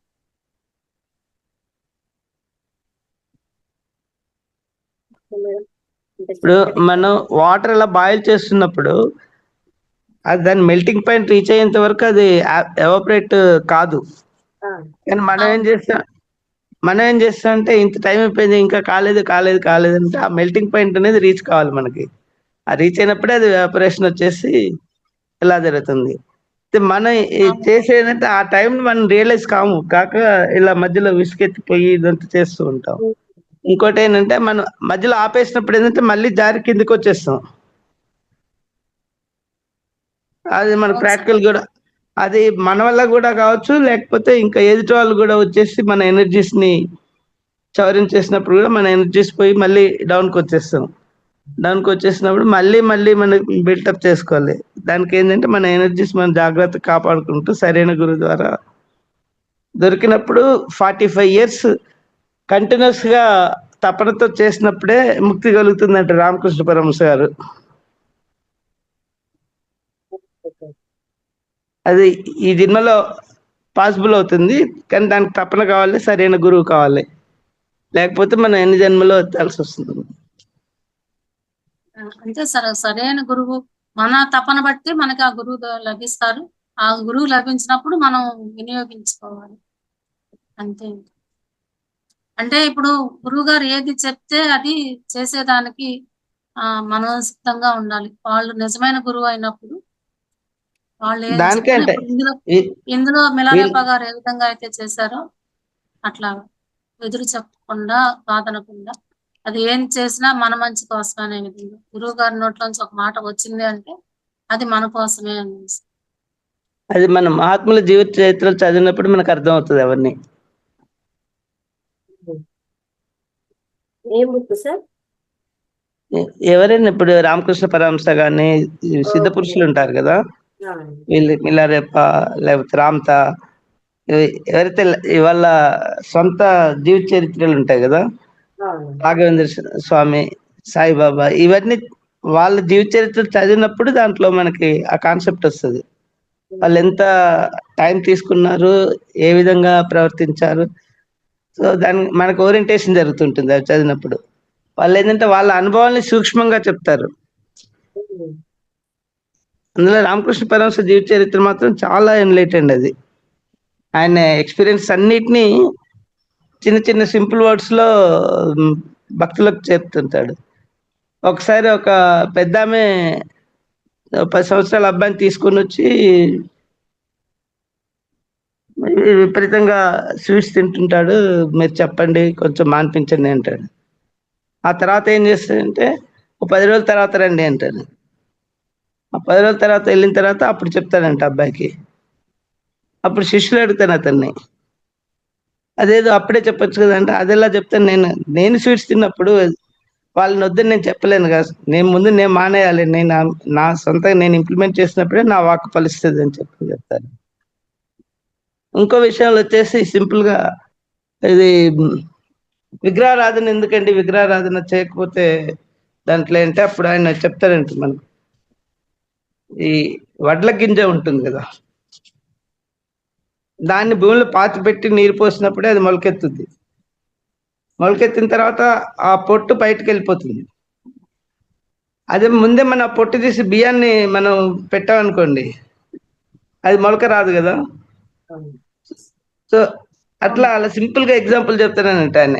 అంటే మీకు ఎప్పుడైతే ఆ ఫోకస్ అయ్యి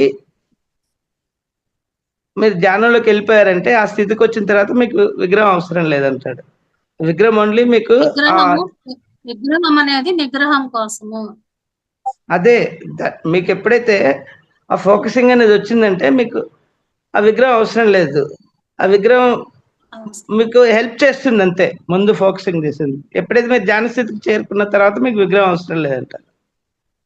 సో దానికి సింపుల్ ఎగ్జాంపుల్ ఈ వడ్ల గింజ చెప్తాడు ఆయన, కామన్ మ్యాన్కి అర్థమయ్యే విధంగా. మనం బియ్యం పాతి పెడితే రాదు కదండి మొలక, పొట్టు తీసేసి. సో ఆ విగ్రహాన్ని ఎలా అన్నా ఆ పొట్టు లాంటిది అది. అది మొలక రావాలంటే ఈ పొట్టు ఉండాలి, ఆ పొట్టే విగ్రహం. సో ఆయన జీవిత చరిత్రలో చిన్న చిన్న సింపుల్ ఎగ్జాంపుల్స్ బాగా ఎక్స్ప్లెయిన్ చేస్తారండి. ఆయన ఎక్స్పీరియన్స్ అందరికి ఆయన యొక్క శిష్యులకు అందరికి చెప్తూ ఉంటారు. అందుకే ఆయన భజన గురించి కూడా చెప్తున్నప్పుడు భజన స్టార్ట్ చేస్తారు కదా, అందరు భజనలో ఉంటారు, ఈయన జస్ట్ భజన స్టార్ట్ చేయడంతో వెళ్ళిపోతారు దానికి సమాధి స్థితికి. సో ప్రతిదీ అవసరమే అక్కడ. సమాధి స్థితి చేరుకునేంత వరకు ప్రతిదీ భజన కానీ, సంగీతం కానీ, లేకపోతే భజన చేసినప్పుడు కూడా మీరు ఏంటంటే క్లాప్స్ కొడుతుంటారు కదా, క్లాప్స్ కొట్టినప్పుడు ఆకు ప్రెజర్ తోటి మీకు బాడీ మైండ్ రెజొనేట్ అవుతుంది సంగీతం వల్ల కూడా. ఇవేంటంటే ఇవి సాధనలు, ఈ సాధనల ద్వారా ఉపకరణం వల్ల మనకు తొందరగా ఆ స్థితి వస్తుంది. పత్రిజీ గారు కూడా సంగీతం పెట్టడానికి కారణం ఏంటంటే, లేకపోతే ఆ సంగీతం లేదనుకోండి ఆ చెవులు వేరే వింటూ ఉంటాయి. మన ఎక్స్టర్నల్ డిస్కనెక్ట్ చేసేందుకు కళ్ళు మూసుకోమంటారు, ఎందుకంటే కళ్ళతో మనకు మళ్ళీ రియాక్షన్ వచ్చి మాట్లాడతాము. ఈ రెండు మూసేసుకుంటాం అక్కడ. ఇంకా మిగిలింది ఏంటి, మీకు ఆ సోల్తో ఆత్మతో మీకు అనుసంధానం ఉంది ఒకటే ప్రాణశక్తి. ఆ ప్రాణశక్తి మీద ఫోకస్ చేయమంటారు. ప్రాణశక్తి ఎక్కడికి వెళ్తుందో ఆత్మలోకి వెళ్తుంది కాబట్టి మనకు తొందరగా మనకు ఆ స్థితిలోకి లయలోకి వెళ్ళిపోతాం, థాట్లెస్ స్టేట్కి. అదే ఆ కాన్సెప్ట్ మనం అర్థం చేసుకుంటే ఈజీ అవుతుందండి. Thank you sir, thank you very much. చాలా చాలా ధన్యవాదాలు. ఈరోజు మురళీధర్ గారు ఏ రకమైన ఆ గురువు దగ్గర శిక్షణ ఎలా పొందారు, ఆ శిక్షణ ఎలా ఇచ్చారు గురువు గారు అనేది, ఆయన ఎంత ఓర్పుతో దాన్ని తట్టుకోగలిగారు, ఇంకా ఎంత బాధ కలిగినా, తనలో తాను బాధపడుతున్నా కూడా, ఎంత గుండెైనా కూడా ఎలా ఓర్పుతో వహించి ఎలా ముందుకు వెళ్ళారు అనేది ఈరోజు తెలుసుకున్నాము.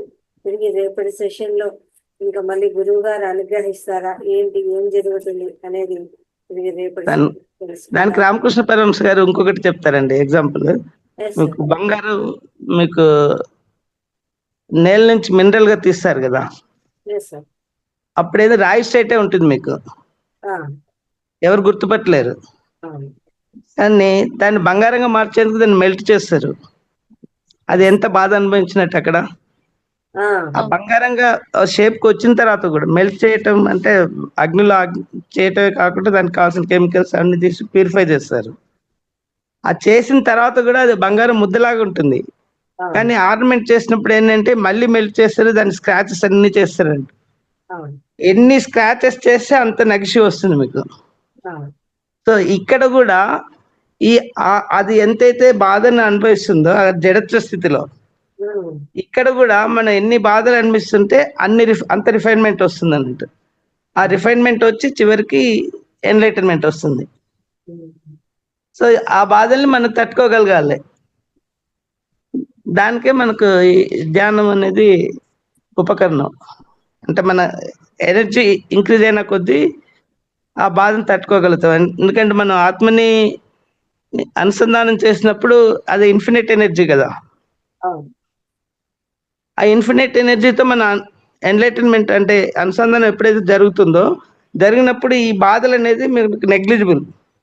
అదే మీరు శారీరకంగా తీసుకున్నప్పుడు మీకున్న ఎనర్జీస్కి అది షేక్ చేస్తుంది మొత్తం మనిషిని. తట్టుకోలేరు, పిచ్చోళ్ళు అయిపోతారు ఉన్మాదంలోకి వెళ్ళి కొన్ని కండిషన్స్లో కూడా. అదే కనుక మీరు ఈ అనుసంధానం ఎప్పుడైతే చెందుతారో ఈ బాధల్ని మీరు ఇన్ఫినిట్ ఎనర్జీతో కంపేర్ చేసినప్పుడు నథింగ్ కదా. సో ఆ స్టేట్లో ఎంతైనా భరించగలుగుతారు. వాళ్ళు ఎలా భరించగలుగుతున్నారంటే కారణం ఏంటంటే ఆల్రెడీ ఎన్లైటెండ్. సో ఇన్ఫినిట్ తో కంపేర్ చేసినప్పుడు మిగతా అన్ని మనం శారీరకంగా ఏదైతే తీసుకుంటామో అన్ని నెగ్లిజిబుల్.